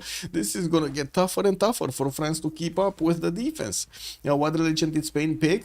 Spain went for Jesuit relegation and Defender of the Faith. He took it away. We do have Pipo, 34 science, 23 culture, still on 3 cities, got a defense on Seville, no problem to get some pikemen out, killing off Nicaea with his catapults and with his men-at-arms. That city should fall in the next 2 to 3 turns.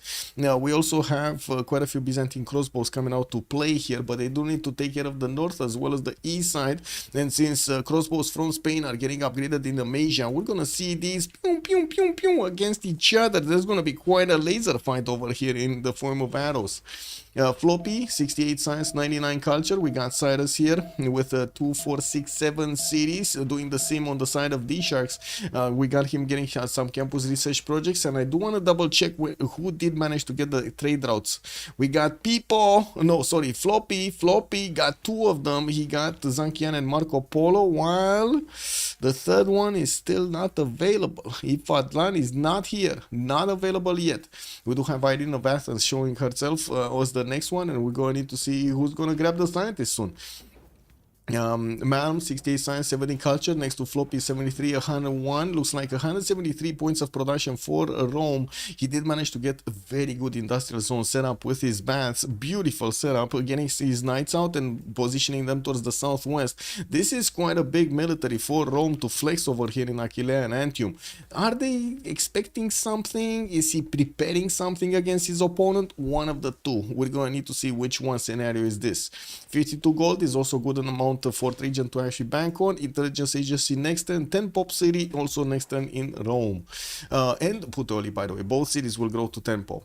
Now we do have also Sprig, 67 science this time around. He actually managed to get back on track very nicely from his disaster of first era normal age. We do have him on 105 points of production, putting those many times to work. You do see the impies just don't do much against the many times. They just don't do much. But against these coursers, they're taking them out immediately.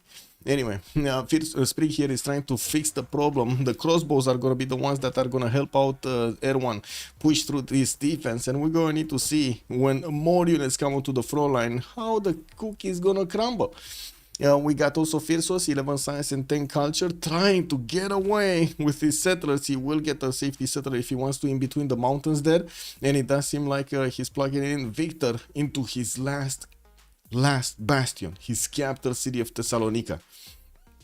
Titiits, 137 science, 44 culture, switch to a free inquiry golden age with Japan, getting all of that science adjacency from his harbors, as well as getting his campuses to double. Machu Picchu in Fukuoka coming up next turn, and getting also Stonehenge for a free religion here. We'll see how he's gonna, what kind of bonuses he's gonna get. Okay, city got taken out. Quite surprising that Spain didn't actually keep that city. I guess he just didn't want to see it rebel all over the place here. And it does seem like Mapuche is pushing through with his Malons. Gonna probably lose a few of them. He didn't want to take out one of the crossbows, but actually sacrifice his Malons for doing that.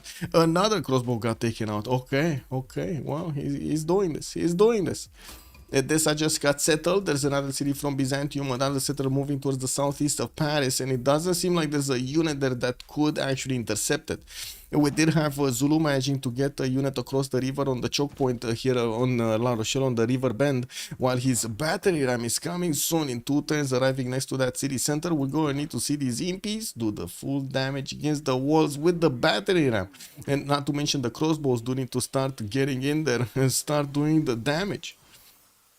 We do have him getting catapult cores, intelligence agency finishing next turn in Ulundi. Still no spy out from France in the cities of Zulu here, while we will need to see him getting a few more of these impy cores. Looks like he's only gonna have like maybe 2 cities or 3 cities good with production. Ondini just got settled. It's not ready yet to pump out units. Looking at also the cities of Mapuche here, trying to get up from his attack against his opponent, which he did manage to successfully take out. We do have him getting new Malons in Willy Mapu and getting his economy in order. It does seem like Apology 75 science and 68 culture makes him competitive in the next part of the game, with Shemamuls giving him the extra culture and his commercials giving him that extra gold. I do see intelligence agency next turn for a free spy from it. Did we see an attack here? Oh, we did. We might actually see an impy core being taken out.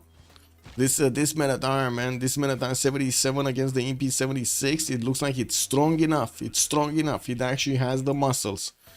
Okay, big upgrades here from both Rome and from Persia, getting to upgrade his coursers and his knights. Both of them actually getting to upgrade their coursers and their knights. We do need to see if Floppy is going to manage to actually defend against Malm's possible attack.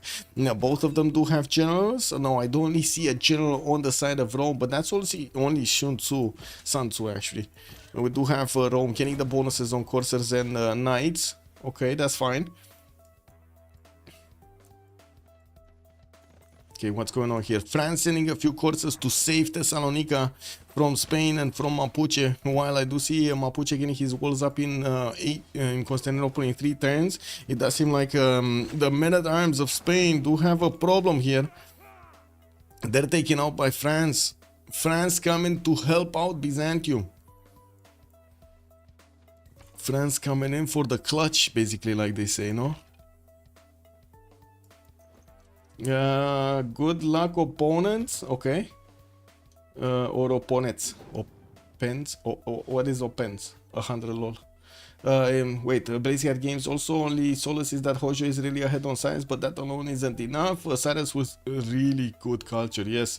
Gonna depend on how Rome versus Persia war plays out, yes, and also how Mapuche is gonna try to get away from this opening that he did with so many Malons against his opponent. He does have good science and culture. We're gonna need to see him bank on a lot more, has the mountains for the adjacency on his campuses, and still needs to build quite a few libraries.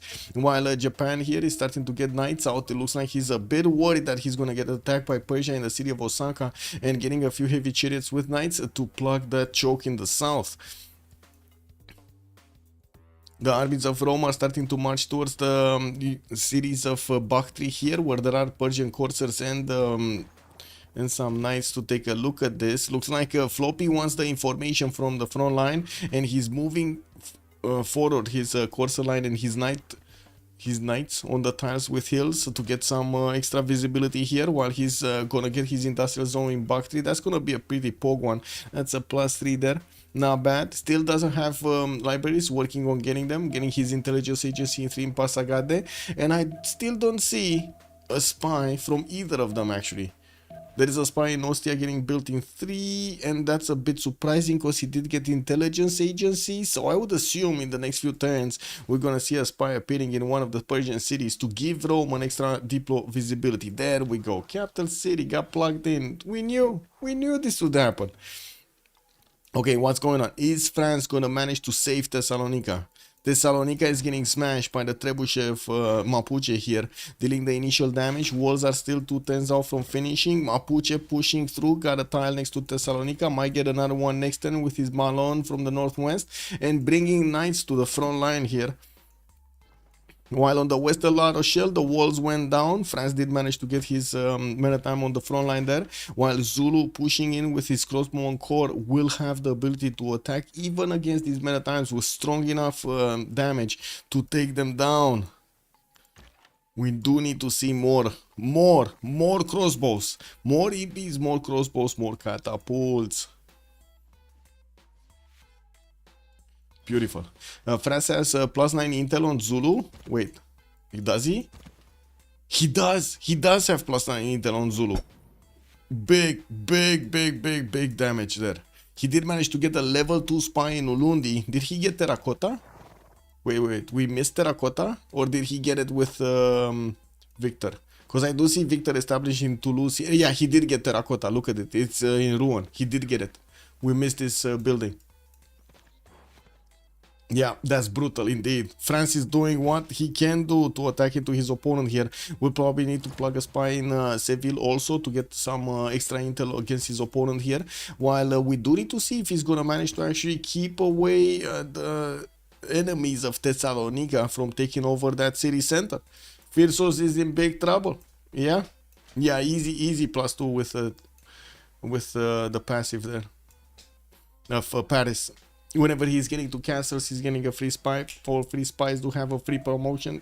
Beautiful, just beautiful.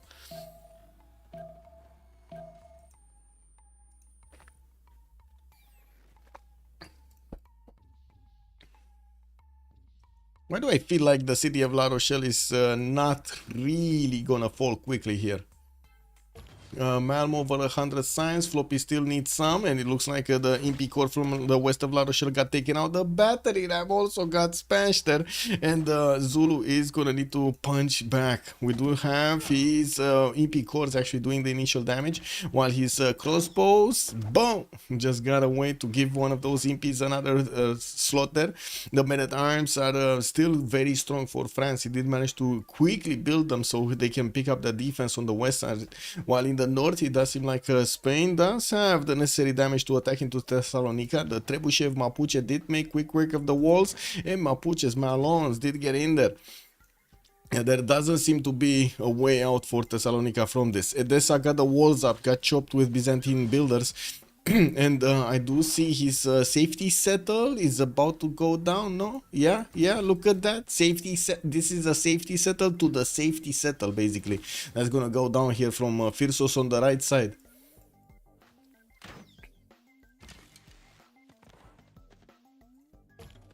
Safety settle to the safety settle. Beautiful. Wait, what did I... Oh. Let's see. Sorry about that. Got distracted. Does France have oligarchy legacy? Yes, he does. Yes, he does. He's +3 intel on Spain here. No spy from Spain. Not yet, at least. We do have him. Actually, did he even get... Yeah, he got his government plot in Toledo, 6 turns away from even building his warlord strong. Can you imagine how much of a sacrifice people made to do this attack? And while we do have Floppy here, 86, 114, he's getting attacked by Rome, and it looks like the units of Rome are managing to do quite a bit of damage against the Persian initial unit defense in Bactri. Getting the walls up soon. We do need to see if Rome is going to manage to get a few trebuchets. I do see trebuchets on the way. While I also notice Anshan, wow, getting to deal some damage against Japan, KW. Anshan, there are 3 science city-states, by the way, in the game. We didn't cover this. Apology getting Anshan, we got Floppy on Fence, and then Titiits is on Hattusa. So it looks like we got 2 members from the Sharks getting the 2 science city-states, while 1 city-state, Hattusa, will be on the Freritos side. No units attacking the north, even though they do see the Japanese coursers. Floppy is just gonna want to plug those chokes and be done with it. Japan did get a promotion on that one, gonna heal back up. While I do notice Thessalonica is being placed under siege, Spain is about to do the damage there. Japan is sitting pretty, yeah. More science, more culture, very easy. 207 points of production, while Floppy is 158. I do see Malm 190, while Apology still has a lot of catching up to do. Getting his markets for the internals here. We do have more commercials, and I do see finally he's getting his aqueducts down, so he can start getting the extra adjacency and the extra housing in his cities to keep on growing. These cities have been locked in population for quite some time.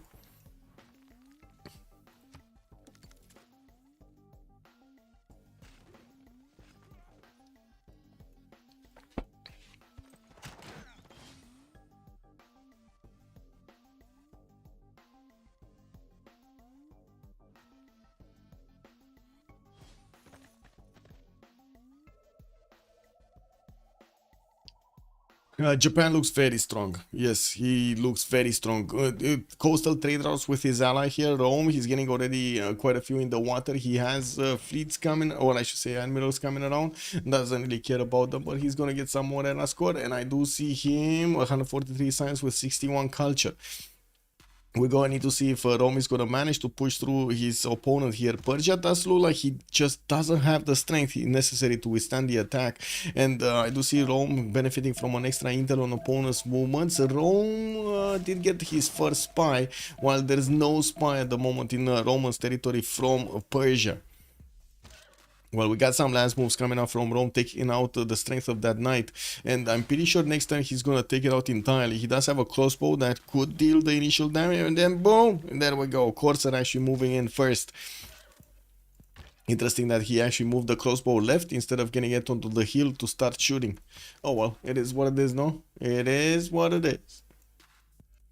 Okay, what's going on here? Thessalonica got wrapped around. He's pushing back the French Corsair from denying them the ability to retake that capital. While I do see Spain is taking care of each one of these. It does seem like Zulu still has problems getting to La Rochelle. The main issue is his lack of crossbowman corps to actually deal the initial damage against the French units. And I do see him trying to get over the rivers here towards the city of Rennes, which France is getting to bunker down quite nicely. I do also see a lot of chateaus have been built here from Black Queen. His Sprig did manage to get the culture going and the gold going from those 65-83 culture. Not to mention 122 points of production puts him quite ahead of Shaka, which is barely 44 and 29 drums of war. He's trying to do an all-in attack against his opponent, getting more crossbows, getting more MP cores to flex against his neighbor here, France Sprig. What is the percentage voted Sharks for LTLV? I can't see on my app. 65 to 35. Yeah, 65 the Sharks. But I gotta say, Freritos are not out of the woods yet. Not out of the woods yet. Do you see fierce fighting happening over here in the cities of Phyrsos? Not to mention fierce fighting happening by Sprig, pushing back Zulu with the strongest attack here coming up against La Rochelle. We do have on the right side also Malm showing up in the game, not just sitting in the corner. He's getting the attack and back, trying to get his team back this victory. We're going to need to see if he's going to manage to be successful here. This is quite an effort coming up from all of the members of Freritos to put them back on the table. I gotta say the Sharks made a lot of sacrifices at the beginning to get that advantage against Byzantium. Those sacrifices might actually end up hurting them in the long term than actually helping them out. Okay, Thessalonica did get Knight Strength.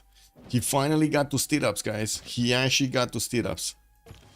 Beautiful. Okay, that's another courser taken out from France. We do have Spain winning this, getting his catapult in closer so he can start shooting against Thessalonica. While the city center did get the Knight Strength, it's gonna make it harder. But I'm pretty sure there are enough units here to actually attack into Thessalonica and finish the job. Oh, too late. He actually moved away the strong units that could actually attack. Whatever. It's not. There's not gonna be enough. There's not gonna be enough. The trebuchet maybe with the catapult. Is the catapult able to shoot here? This is a hill. This is a hill, so not able to shoot. That's a flat tile, and these are hills in between that flat tile and Thessalonica. This catapult just doesn't have a shooting solution. It's gonna need to move somewhere else if he actually wants to attack. By the way, he did also manage to get the promotion on Governor Victor. Oh no, actually no. Never mind, the city's dead. Yeah, the city's dead. With the catapult attack, the city was taken out. So I did say it properly at the same time. I thought I got scared, man. I got scared. And when he moved away his full-strength Mapuche Malm Raiders, he didn't have enough left to actually take out the Thessalonica there.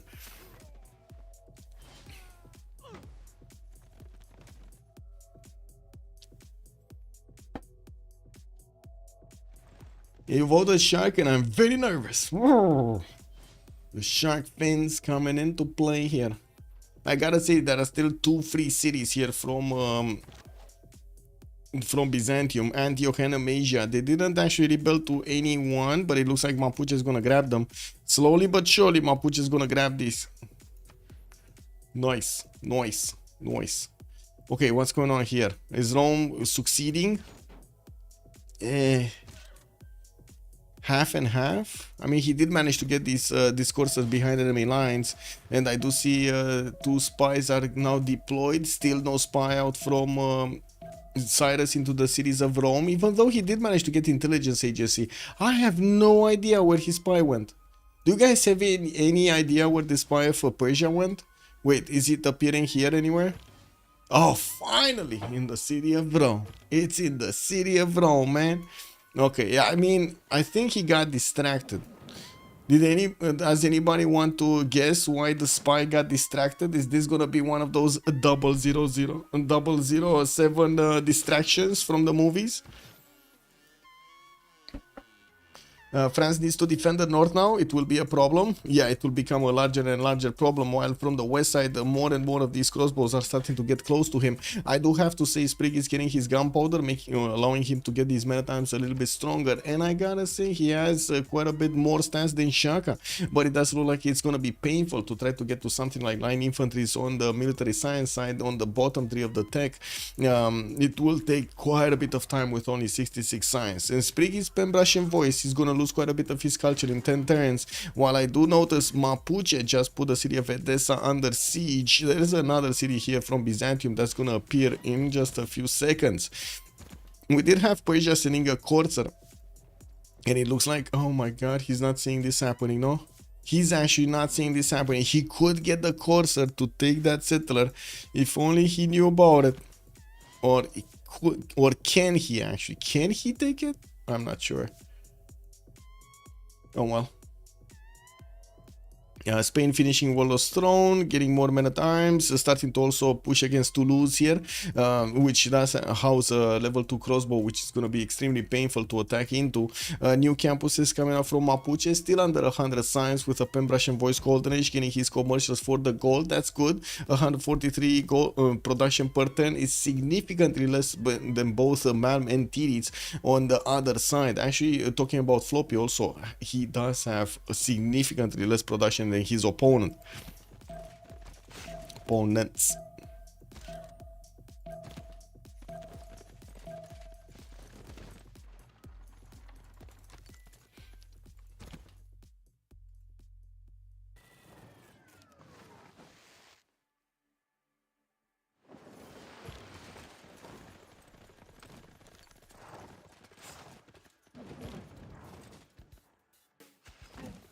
Okay, looks like Rome is pushing in and getting pushed out quite nicely, training his units here. Persia did need to get a significant military to fend off the Roman attack that slowed him down quite a bit, while giving time to Titiits and Malm to get a little bit more strength here, not to mention production.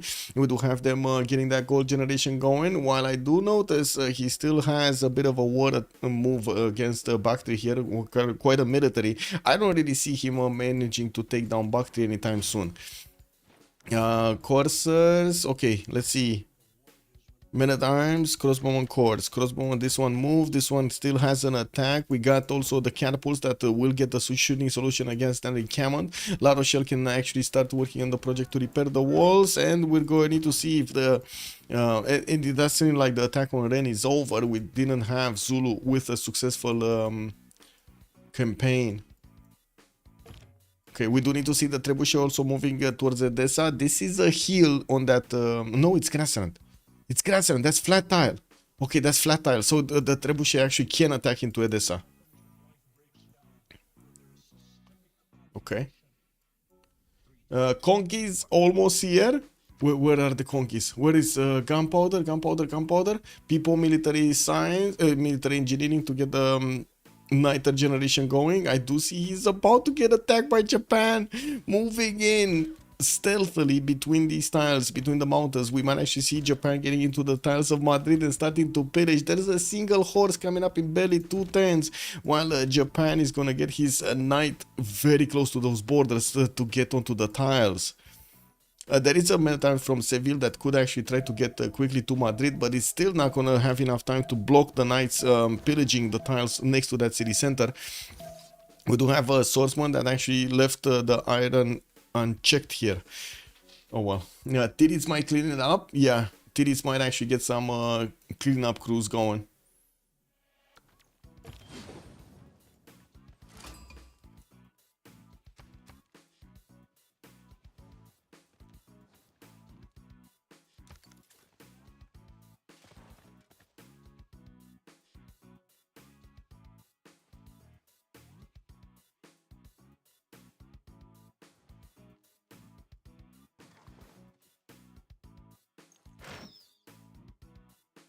Escape settler is down. Yeah, so he got discovered. How did he get a wall so fast? Did he have a builder or something next to it? He chopped it immediately, because that's how it looks like, right? Definitely didn't have Valletta or something. Okay, Governor Victor establishing Edessa. We do have Mapuche's crossbows doing one shot, but unfortunately losing a lot of strength on return. The Byzantine crossbow and the wall shot did a lot of damage to that crossbow. We do have Mapuche's knights also getting on over there, while the Trebuchet will need to actually get it in its place to get the walls down in 2 turns there. We do have quite a wave of campuses coming around here from Mapuche, not to mention universities getting built into them. Persia did successfully push back Rome here, even though there are a few weak Roman units available to do something in Bactri. It does seem like they won't have the strength to attack into the armies of Persia anymore. We do have new knights getting commissioned here to train in the cities of Rome, while he's getting his commercials out from Aquileia and building the markets in Antium. I do see he's also getting a few more cities on the coast towards Valletta, Seria, for example. Yeah, well, we do also see Japan did successfully keep away from Persia from actually putting his units into Osaka's borders, while he did get the Chocolate Hills improved. Oh, this is better than Chocolate Hills. Look at the 335 gold tiles. 335. Is it common to get Spain not on coast on Pangaea? Well, he is on coast. He is on coast because this is, how to say, this is an inland sea, so this is on coast. Yeah, there just happened to be a random, yeah, it just happened to be a random sea. You do often get shoved onto some very bad north or south coast that's completely inland. Yeah, beautiful, beautiful, Choco. Yeah, yeah. Okay, there we go. Trebuchet first shot against Edessa. The walls went down half HP. We do have the retaliation over here from the crossbows against that Trebuchet, but couldn't breach it. And it looks like Calais is starting to get some defensive units towards the north, while we do need to see if the crossbows of Zulu are going to manage to finish the job here in the French defense. Especially with gunpowder coming up in 2 turns here, it looks like that might not happen. Is it just me, or do I think, is it just me thinking that the imps over here from Zulu are not actually gonna finish the job? I want some cocoa. Yes, chocolate cake, chocolate cake, chocolate cake. Yeah, funny chocolate hills, man. Gunpowder actually from quite a few civilizations from the west. One single nation going for industrialization. Titiits is gonna discover the next turn. He already has significantly more production than his opponents. He's on 284. He's gonna jump up over 300 quite easily next turn, when he's gonna get an extra production point on all of his mines. And also he does have the ability to go for Colosseum. Oh my god, can you imagine? I love the position of this, by the way. Can you imagine when Colosseum is gonna finish in between the lakes? This is beautiful. This is beautiful. Colosseum in between the lakes, guys.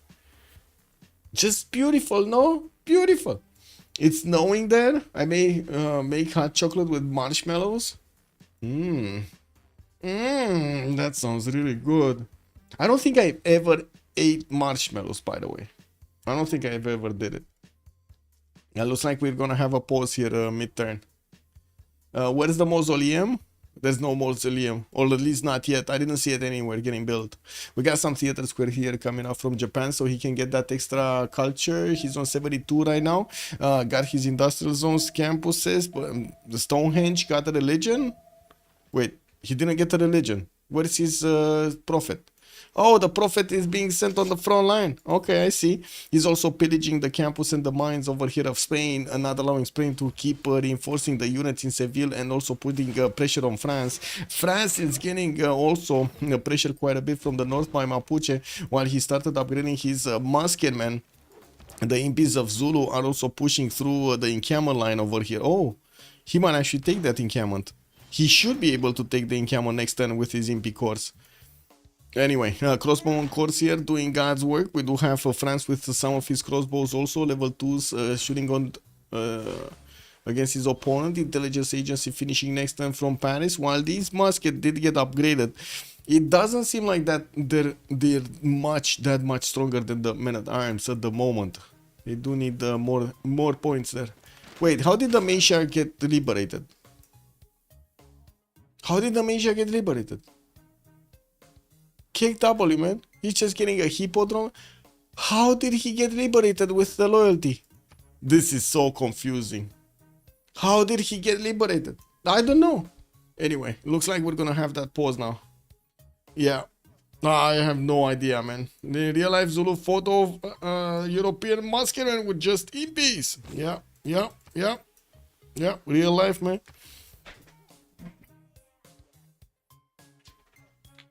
I'll be right back.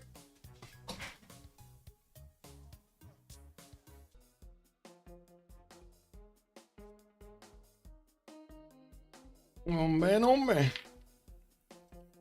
I think Zulu already missed the window to push. Yeah, it kind of feels like it was kind of late. It was kind of late to get into French borders over there, especially after he France did manage to get that extra spy. You know, when he got to castles, France, man, France just got that intel +9 using it against his opponent. That's very heavy.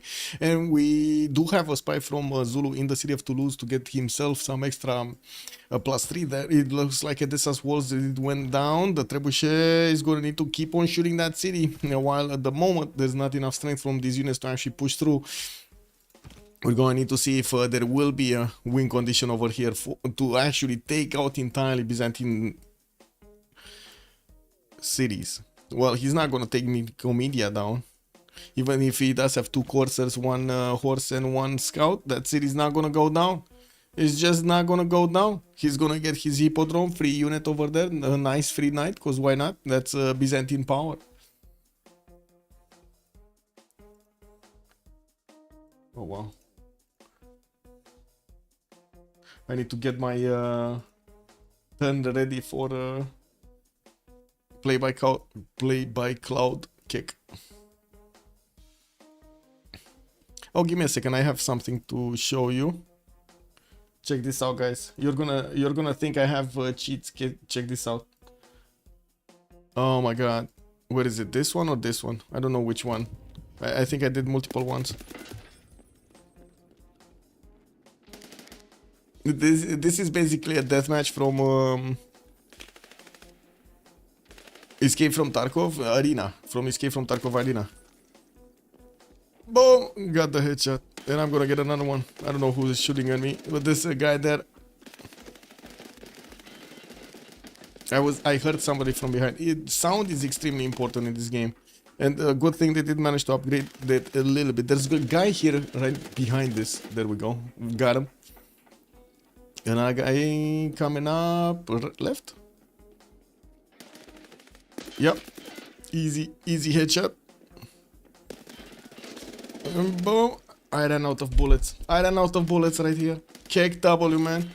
And the guy tried to flank me. No way. Got the headshot on him. And got another one. Because that's how you do it, man. That's how you do it. Boom.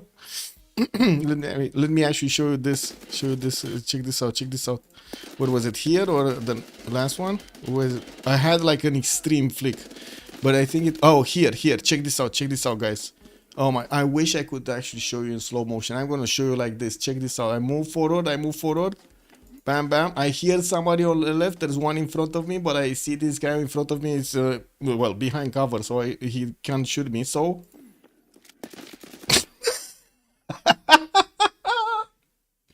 Oh my god, man. Oh my god. Yeah, it just happened, man. It just happened. It is what it is, no?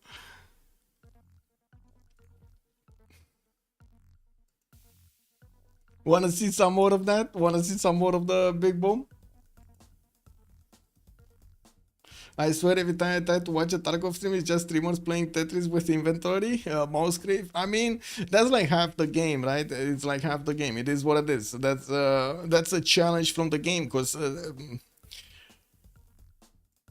you can't just hoard everything. And to be honest, they made it quite worse this wipe, because you actually need to get them out of raid. Like all of the items need to be out of raid. You can't actually build anything in your stash otherwise. So everybody's keeping everything. Oh my god. But it did slow down the gameplay quite a bit like this. It's not bad. Actually, I like it. And also with the taken out of the market there, I do feel a bit of a struggle, but I'm not that worried, to be honest.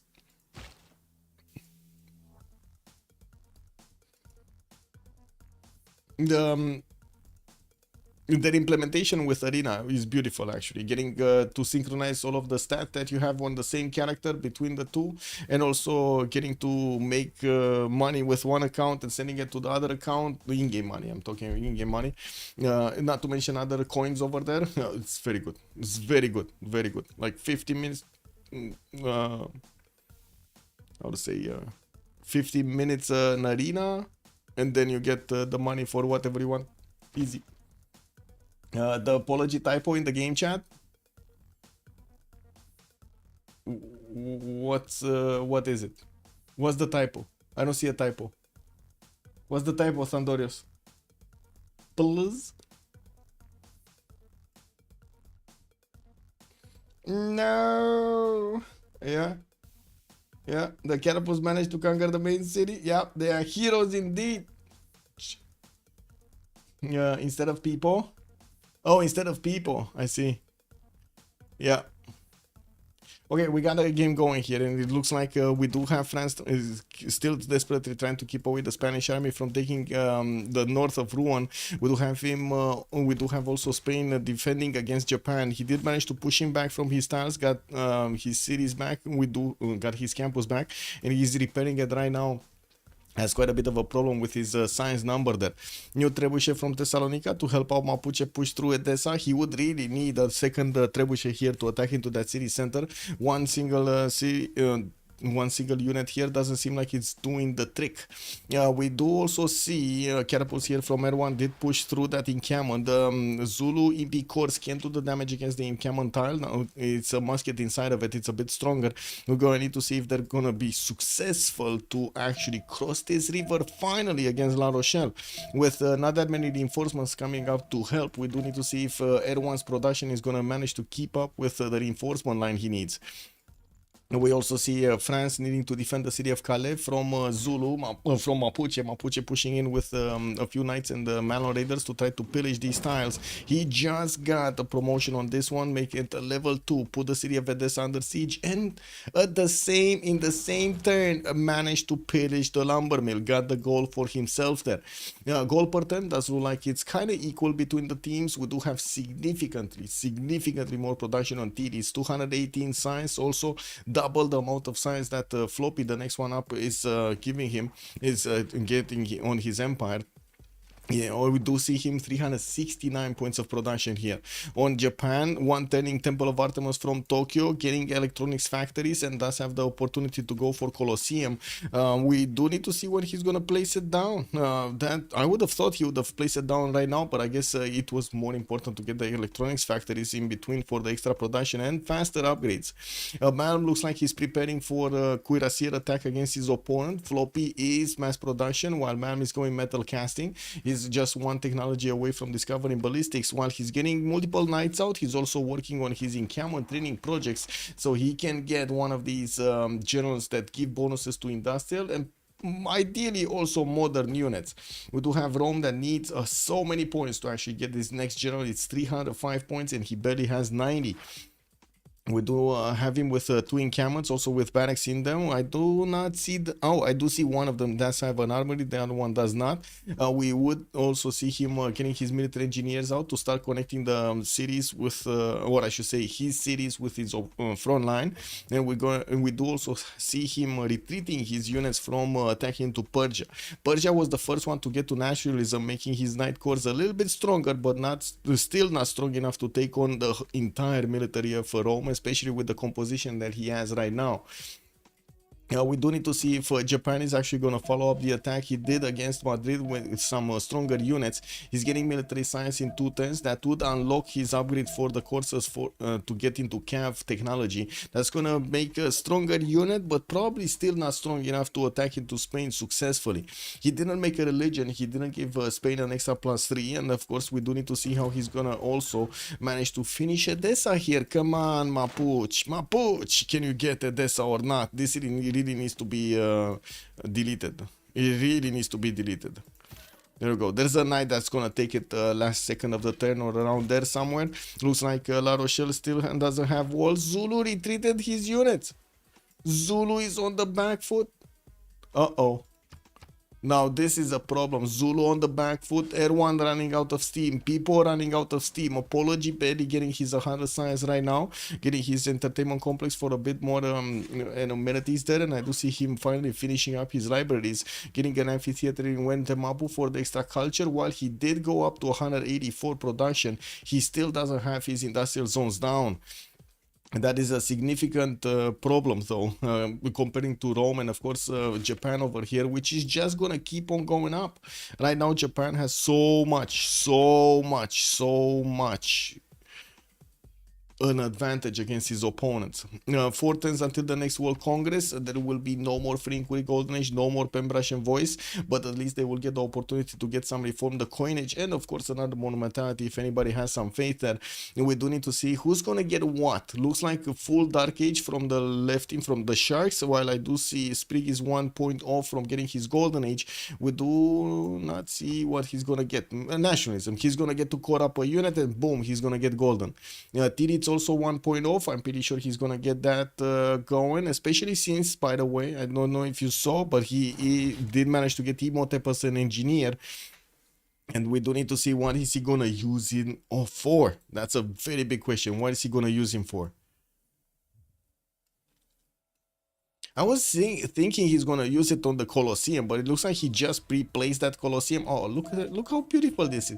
Just imagine coming up from Sendai on the water over here, on the water canal. You know, you get one of those. How do you call them? You call them colaci in Romanian. But how do you call them? How do you call the big inflatable things that you actually stand on in the water parks? You know, you get that going on the aqueduct. You go for the Colosseum over here. Woo! And directly onto your seat. Beautiful, no? How is Zulu so far behind France? He stayed on 3 cities, that's all. He stayed on 3 cities, barely got his 4th out, and very, very late. It looks like Edessa did get taken out entirely, not before he actually lost a knight there. We do have Spain that will want to upgrade his units. Can he get ballistics? He's barely on gunpowder. Talking about ballistics here is probably gonna be like talking about a spaceship for Spain. We also see Zulu did stop to build his military. He's not actually getting new units out, while he is desperately trying to get more stats. 54 and 37 is just not gonna carry him until the next part of the game. And it does seem like France is gonna manage to stay alive here with 77 science, 96 culture, still getting pushed by 3 civs, northwest and southwest, but at the same time he's keeping strong. He's keeping his muscles going. Okay, Malaysia is going to be taken. It looks like Mapuche might actually get that one. Antioch did get taken by Mapuche also. He's going to keep these cities for himself. He's on 116 science, 105 culture, and of course will lose quite a bit of culture because of the loss of a pen, brush, and voice. Okay, there we go. Isodor of Miletus. Oh, he got a second one. He actually got a second engineer. He got both of them for the extra production towards wonders here. So he's getting Mausoleum in Nagoya, gonna put Imhotep charges into them. While we do have Isodor going for Colosseum here. He's building up his coal power plant, so he gets more power, more production, power to the people. Dingo already calling out, is this gonna be GG soon? That's a very good question, sir. Can Japan even carry when France and Byzantium die? Knochen, good evening, sir. I think with this amount of production, he should be able to carry, because he does have an attack vector against Spain here quite easily with Cuirassier Corps or Cav Corps.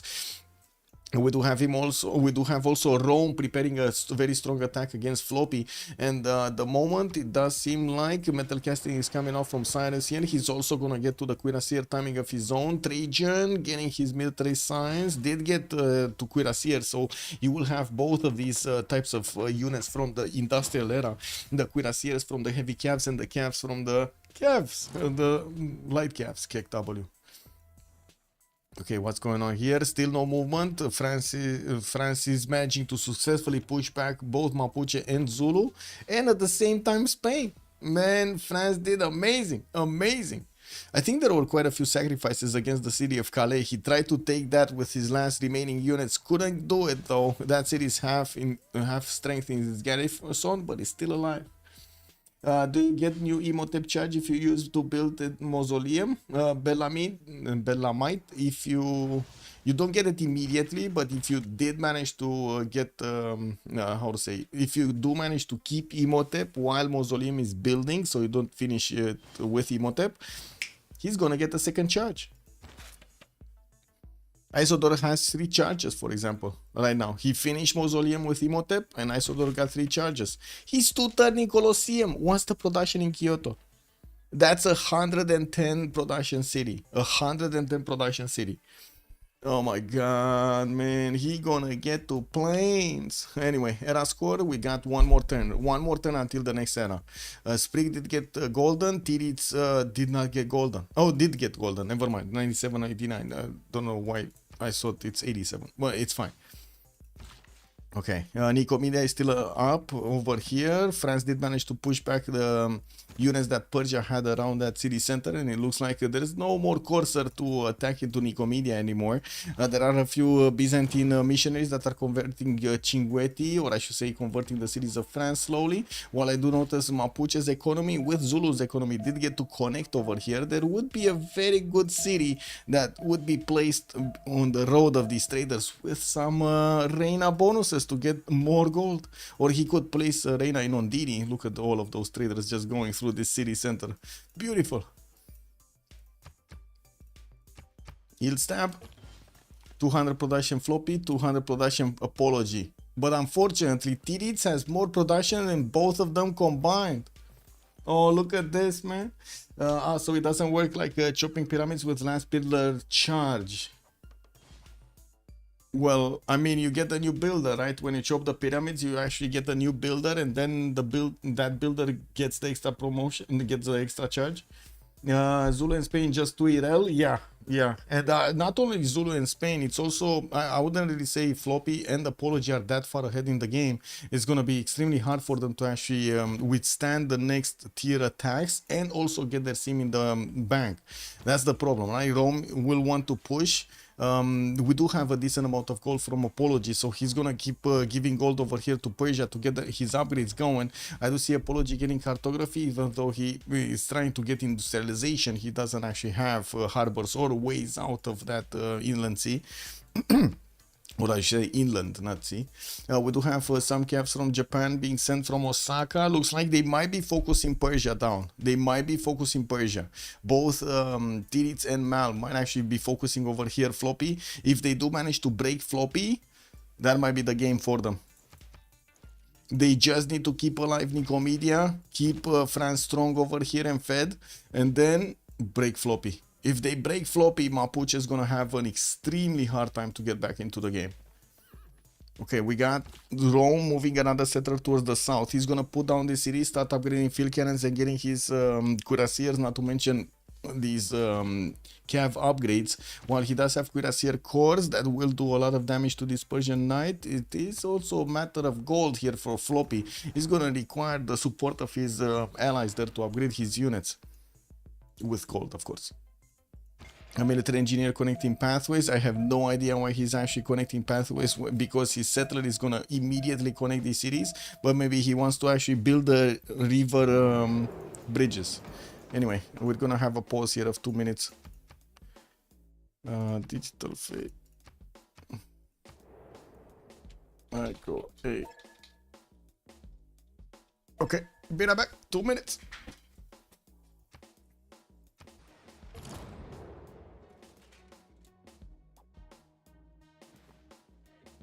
Did France recruit a general for the guards? Let's see, quickly. France did get Gustavus Adolphus. Yes, he does have Renaissance industrial units, and oh my god, the guards are coming. Military science in 3 turns. Military science in 3 turns, and he has 1, 2, 3, 4, 5, 6, 7, 8, 9, 10 upgrades. 10 upgrades for the guards.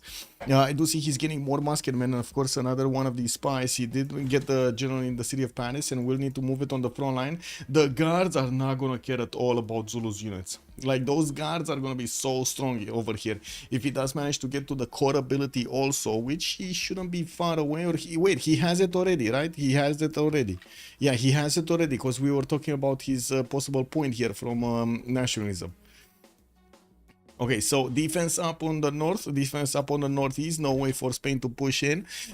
Conquistadors coming out from Seville. Yes, Spain is going to need a few missionaries here to give them that extra +5. And he's starting to buy some from Toledo. We do have a new city center from Madrid, which, to be honest, I think that's a safety settler. That should be a safety settler from Pipo. Metal casting Erwan next turn, metal casting Pipo 2 turns. We're probably gonna need to see some field cannon cores getting upgraded here, but even those do have a problem attacking into the Guard Imperials. More upgrades coming out here. Looks like Japan is breaking through the defense of Persia from the north. 5 turns ballistics for Floppy to get through while he's on 105 science and 100 culture. Look at Titiits go. 245 science. He has more science than Floppy and Apology combined. That is dangerous. That is very dangerous in this game. The longer this stays true, the harder it will be for his opponents to actually get back on track. We do have here Titiits also 500 points of production, did finish Colosseum 210 earlier, and I do see Zulu is seeing this happening. Zulu actually saw that Colosseum. Of course, Titiits is gonna get a lot more happiness level, getting the plus 16% in the yields in the series with plus 6. It's very, very good. Is he actually? Oh no, Yasumar. Oh my god. Look how this guy is called, guys. Oh no, Yasumaro. Oh my god, man. If one letter from that entire name, I'm sorry, I don't want to be disrespectful over here, but it's kind of funny. In Romanian, if one letter is changed, instead of Y you put an N, it's basically, oh no, brown, how do you call it? Brown nose. Oh no, brown nose. That's how it's translated. Oh no, brown nose. It is what it is, man. Beautiful to take a look at these. They had either find someone to outsim or full kill France. They did neither. Yeah, they couldn't take out Byzantium that quickly, and unfortunately that extra time that Byzantium did manage to get himself and his team matters so much right now, giving France time to actually sim back up. This is France. This is normal age France, guys. I do want to point out the struggles that Sprig actually need to put through the game so he could actually get to this point to come back with a strong attack, strong defense for Zulu, strong defense to help out a little bit Byzantium, and also a strong defense against Persia. Now he has a strong attack against his opponent. Oh no, brown nose. Yeah, exactly. Oh no, brown nose. Because you see, so like Maro means brown in Romanian, and Yasu, if you call it Nasu, it's basically nose. Nasu is nose. Kick W. Anyway, industrial zone logistics. Forbidden City also finished in Nagoya. That's gonna give an extra deep wildcard policy slot here for Japan to use, giving his empire more yields, more powerful yields there. And I do see he's protecting his traders over here with his galleys, while we do have Rome upgrading his field cannons. We also see Persia's military is ready to go in the city of Bactri. We do have Japan just keeping on the pressure from the north, going into the tiles of Persia to try to pillage some tiles. He's gonna get onto that campus tile.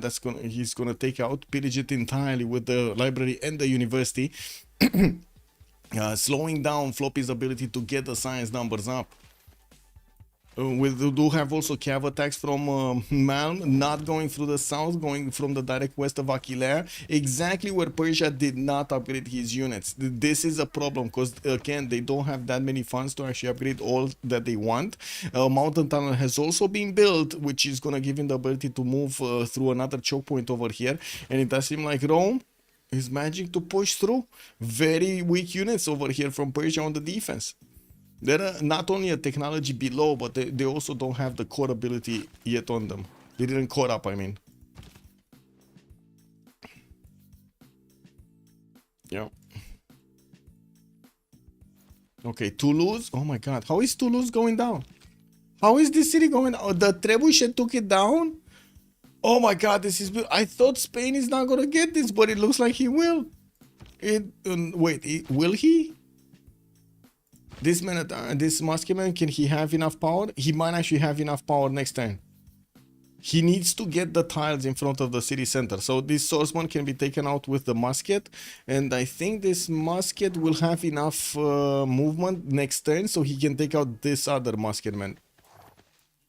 We'll see. Oh wait, he doesn't have enough strength, no? To one-shot it. He needs to core up right now. He needs to core up right now too, so he has the ability to attack.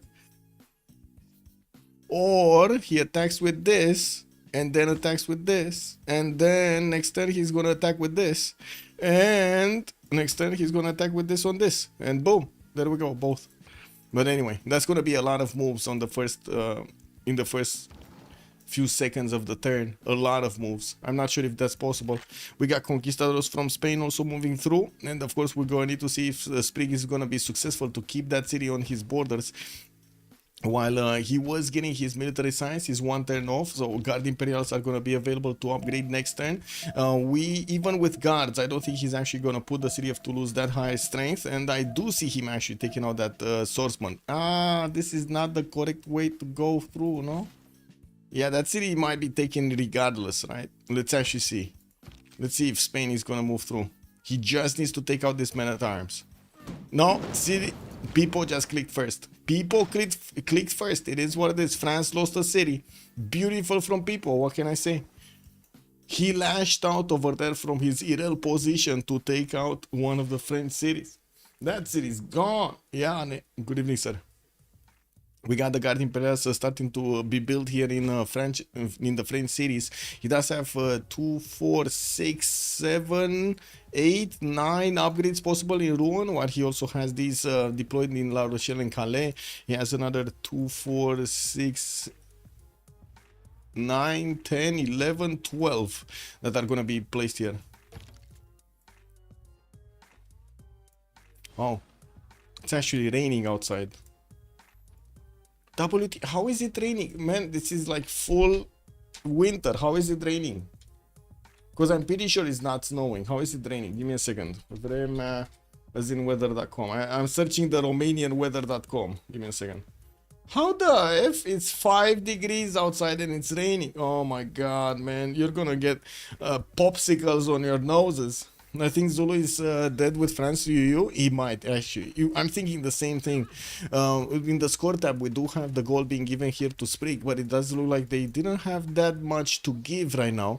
They do have good amount of goal per turn for Titiits, while Sprig also has his 66. He's gonna need to start getting that half cost card in and start upgrading.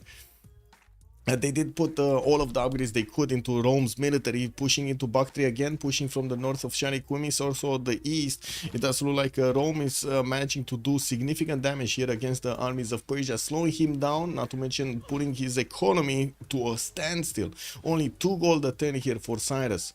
We do have him getting a bit more production, 237, while he's getting another settler out, wave of knights coming around from his cities to try to get the reinforcement line going. I do have to say, in the city of Bactria here is going to be quite an issue to defend against both field cannons and a stronger unit like the cuirassier against his knights. In the tech side, we do have Floppy 210s out from military science. He does have... Wait, he doesn't have cuirassiers? He does have cuirassiers, no? No, he doesn't have cuirassiers. He doesn't have ballistics. What? Is he waiting for somebody to boost ballistics for him or something? What is going on? Oh my god, he's losing so much time going for something else. Not having the field cannons is gonna hurt him so much. So much right now. Yeah.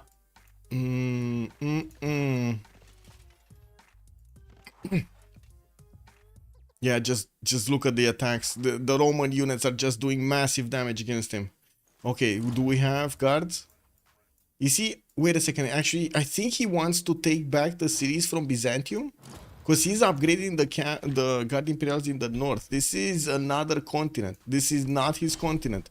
I guess he doesn't care, because these units of Spain are not that strong anyway. They're 87, they're 73 on the defense, the conquistadors, and probably like 70, what, 77, 78? Actually 80 with the full damage on them, if they would actually have the full strength. Field cannon armies soon on Zulu. Zulu 210s ballistics. Let's see the generals. Yeah, he does have Napoleon. He does have Napoleon, so it's good. We're good here. But still, that's 78 science, 47 culture. Apology did jump a little bit more in the science screen of under 51, finishing his libraries, getting his university. Still very far away, half the science of Titiits here. While Titiits did get his religion, he's gonna get Zen meditation with stewardship, giving him quite a bit of a lead in the I would say in the points here with Mahabodhi Temple finishing next turn. He's gonna get to also finish his religion, getting statue in Kyoto. I do have to say they did manage to roll quite a few of these Diplo points. On Titiits, he's on 9 out of 20. If he can get statue, that's gonna be 12. If he can get Potala, and he's getting ready, by the way, to use Isodor of Miletus to get Potala with the city of Nagoya, in the city of Nagoya, he's gonna manage to get to 13 points. 15 points with Mahabodhi. He might actually be one session away if they do manage to liberate the cities of Mapuche and get enough era score, enough of this Diplo favor on their side. That's 100 Diplo favor for liberating each of these 4 cities. 100 Diplo favor. That is insane. That is a lot. Guard Imperial Courts here getting upgraded. More strength on them. There we go. One-shotting that Conquistador like it was nothing. And they should have more than enough strength to attack into the walls here. 0 win condition for the Sharks. Yeah. It kind of feels like this win condition came and went. They look very strong at the beginning, extremely strong at the beginning of the game. They kind of faltered during the mid game because they couldn't push Byzantium. I do believe it's more of a like they could have denied him the general. If Byzantium didn't get the general, that might have been it for Byzantium. But unfortunately, he did get a general and did manage to successfully slow down. That was what he needed to do: slow down the takeover of his empire. Oh my god, plus you don't need that project. Guards are a balanced unit. Yep. Play scat games. Perfectly balanced. What do you mean?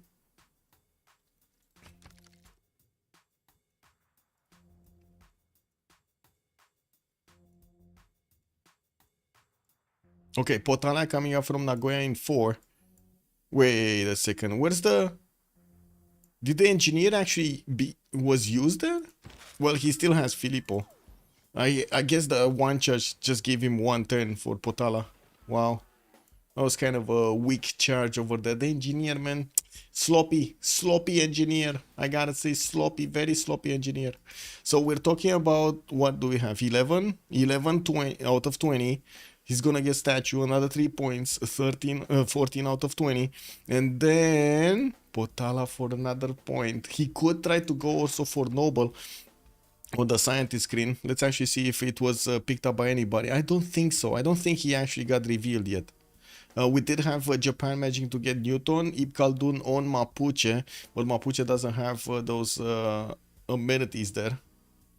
And no, I don't see Noble. So he could, in the perfect scenario, he could actually get to 16 out of 20 points, making it a countdown clock for the next 15 turns to get the win for Freritos here. If they do manage to play their cards right? It's very important for France to take out the series of Mapuche, to actually liberate them, give them back to Byzantium, so he can get that extra 100 points on each of them.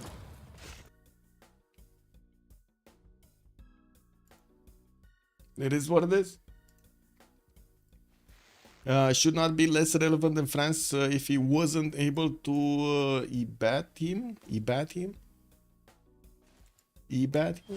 beat him, or you mean beat him? I guess so. But it's hard to judge this, yeah. Oh my god, Blizzcard Games, are you having a problem with your keyboard there? Yeah, I guess it is what it is. Sometimes it happens to me too, you know. Okay, can these attack into city center? I don't see the damage. Oh, they barely get a scratch attacking into encampment, so I would assume the city center would be just the same there. Blaze gets it, yeah. Okay, what's going on? Armies of Japan got pushed back. Looks like also the Roman military got pushed back from Shanikumis, while Rome is gonna take out Bactri. They went for a 3-prone attack against Persia, lost on 2 sides, but won on the 3rd one. And it does seem like Rome with his bombard core is going to chew through the defenses of Bactri very quickly. Floppy is desperately trying to get to his steel walls so he can put more damage on his walls, not to mention get that defense up. We do have a line of bombard cores coming out from Rome, and it does seem like he's getting a lot more of these cuirassiers. Not getting to immediately get cores up. He does need military academies, and it doesn't seem like he actually has at the moment that he doesn't have them in his encampments. I did build the 3rd encampment from Aquilea, and I do see Japan's battleships. What is he gonna do with the battleships? I guess he could take out some of these cities, but that's a French city and this is a Roman city. So it looks like these cities, these gold cities are theirs. He doesn't need them. Maybe he's going Anshan. Oh, he wants to take out Anshan. Mapuche's Anshan. This is a good attack. If he does manage to get a few more of those, I think he's going. Yeah, he's getting more of those. There we go. He's getting to 110 battleships from the capital. He needs quite a few of them because this is an 84 defense strength city with 150 fortification. Not easy to attack into, even with battleships. Next moves. Oh, Bakhtri. Bakhtri. Getting jiggy with it. Cuirassier is gonna pop out, but it might not actually get to survive the few seconds of the turn. Got taken out, and Malm immediately raised down the city. We do have Malm with the ability to keep on attacking with his cuirassiers. Let's actually see if he's gonna take out these Persian field cannons, and to mention the calves that are coming out from Pasagade. Now we do have here Persia that still needs to upgrade quite a few of his units and get some health back on them. He did manage to discover cuirassiers, allowing him to get field cannons, and not to mention upgrades these knights into cuirassiers. Problem is gold. Look at that. They don't have a lot of gold in the bank here, while on the other side it looks like there is kind of a gold apocalypse here also. Titiits barely getting 61 gold a turn. We do have Sprig on 66 and Malm on 81, while on the other side it's only Apology getting 103 gold a turn. Erwan is barely getting his 30. Actually 41, sorry. And the French army is on the move here towards Zulu. We do have a crossbow, level 2 crossbow on course for Zulu that are gonna get upgraded into field cannons. If he gets the... Oh my god, who are they gonna upgrade? No?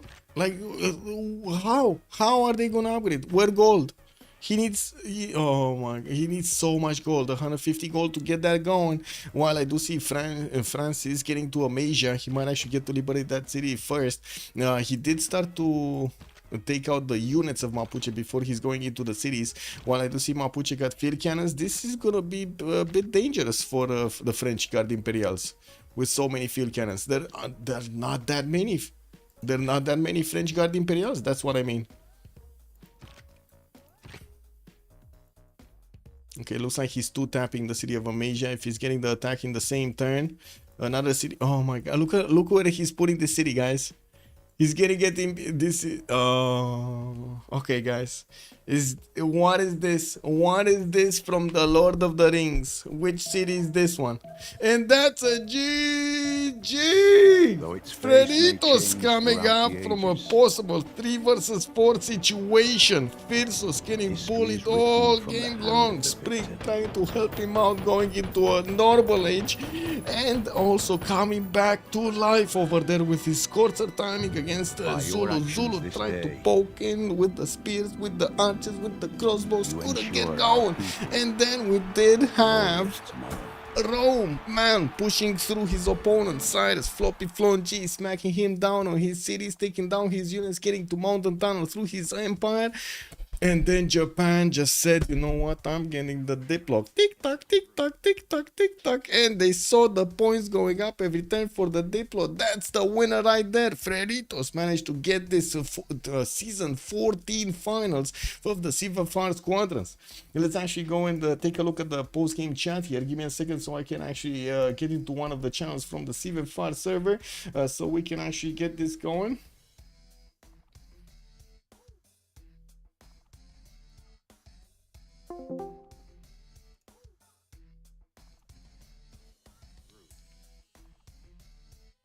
Dommage. Ouais. GG well played. GG. Hard game. Hard game. Allez, GG, quand même un petit coup de clochette là, putain. Voilà, bien joué Frérito. Bien joué, c'était quand même une belle game qu'on a vue ce soir. Et c'était surtout un super BO5. Donc merci à vous tous. Voilà, on n'avait pas trop parlé par rapport aux différentes games parce qu'il y avait 2-0, remonté 2-2, c'était souvent un petit peu la pression, hein, les débriefs, etc. Et c'est normal dans des games aussi serrées qui ont autant d'enjeux pour nous, on va dire, même si ça reste un jeu vidéo. Mais en tout cas, ouais, c'était super à regarder, donc merci à vous tous. J'imagine que vous êtes très content, Freritos. J'imagine que vous êtes très déçus des Sharks, comme d'habitude pour un vainqueur, et comme d'habitude pour un perdant après avoir remonté en plus de game. Mais bon, de toute façon, on a vu du beau jeu vidéo. Donc merci à vous tous. Voilà. Si vous voulez parler de quoi que ce soit, allez-y, hein. Pas de problème. Mais moi, j'ai pas vraiment de grosses questions par rapport à cette game. Il y a peut-être Alexis qui peut pas venir, voilà, parce qu'on est trop là sur le channel, qui aurait peut-être des questions à vous poser. Je vais le transférer, mais. Non, Mais voilà, la parole est à vous. GG Sprigan, GG Malm, GG Titiits et GG Fifi, même si Fifi, ouf, pas passé Fifi loin, hein. Gabouli. Fifi Gabouli, ben. Voilà, il n'y avait plus qu'une ville à un moment, c'était chaud quand même. Hein. Il y a Allez, eu ok, même un Fifi. moment, avec un petit peu de Civ Replay, avec un petit streamer qu'on aurait pu prendre la dernière ville Nicomédie. Il y avait un colon qui pouvait se balader, on pouvait l'asmou, il y avait des PM sur un coursier perse. Ah, mais en plus, je l'ai call, en plus, je l'aurais dit. Ah ouais? Non, le call un peu tard, ouais. Ah, le call, mais bon. Ah après, là là, c'est dommage, c'est vraiment On l'a dommage. pas vu partir le colon, mais on s'en doutait qu'il y avait un colon qui était parti. Moi Et aussi, donc- moi aussi, je vais call qu'il y avait des poneys. Il a avancé comme une fleur, gros. Ouais, il a avancé. J'imagine, ça m'étonne pas du tout de lui. S'il était Mais passé ouais. par le colon. Ah bah ouais, c'était chill de toute façon, c'était tranquille. Ouais, il y avait un coursier 5 PM qui avait pas joué pendant un ou deux tours justement, qui était pas loin. J'ai jamais paniqué.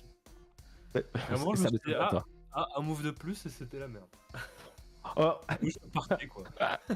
on revient pas sur le choix de croisade, de défenseur de la foi, sur ce genre de choses. Toi, dans ton esprit, t'allais lui casser la gueule. Guys, I'm gonna stop it here and send it to Legion's stream because they're probably gonna be talking in French for the full game, for the full post-game chat, because it is the French community, and of course we do have quite a few French streamers in, and all of them are actually French players. It's gonna be much easier for them to actually talk in their mother language than, of course, talk to in an international language like English. So let's stop it right here. Thank you so much for joining. Much appreciated. Thank you so much for the help of and the support of the channel over here, for the subs, for the gifts over there. Thank you so much, Armada Siracusa and Flip. Not to mention, we did have Muzrath and the Beasley throwing stuff at my stream. Amazing, sirs. Thank you so much. Let's see each other in the next ones. We do have tomorrow the second game from Civ Ukraine going against their opponents. Lucky. Let's actually see how that game is gonna go tomorrow. I think it's 1900 GMT, but I'm gonna double check, and of course you will see it on my schedule. I will try to actually get a game on Sunday also, and in the meantime, stay awesome and take a look at YouTube for the shorts coming around for Escape from Tarkov. I'm gonna try to get some arena coming out, some funny things that I do in the normal rates, and we'll see how it goes. Thank you so much for everything. Don't forget to like and subscribe, and also leave comments, guys. Leave comments on the YouTube videos. Thank you so much. It helps out so much. Just anything, just comment over there. Thank you so much, and let's see each other next time. Bye bye bye.